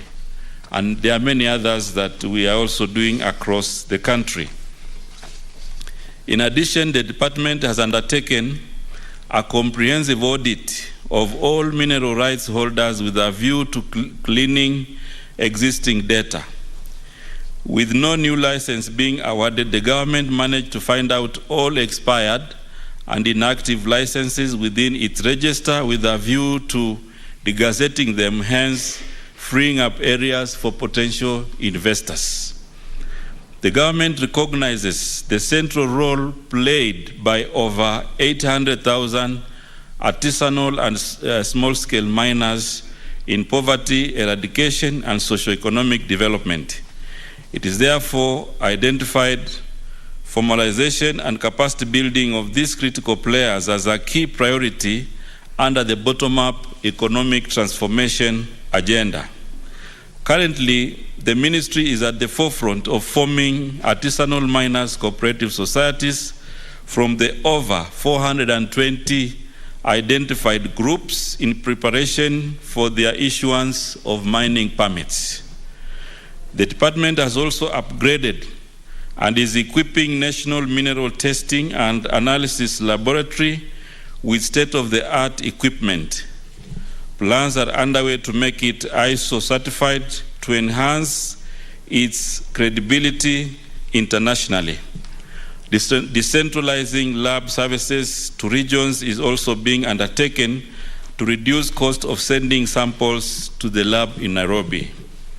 The department has been carrying out mapping of illegal areas, mining areas, profiling these activities, and is liaising with other government agencies to curb illegal mining operations and restore order, security, and associated gains through strengthening of the compliance, enforcement, and inspectorate functions. The final part of the question, and I respond, because it says what plans are in place to have the moratorium lifted. The department has put in the necessary safeguards aimed at sustaining the gains already realized and informed decisions for lifting of moratorium. Towards this end, the ministry has undertaken a number of reforms aimed at inspiring the mining sector in the country and attract investors to this sector. The initiative being undertaken are the following.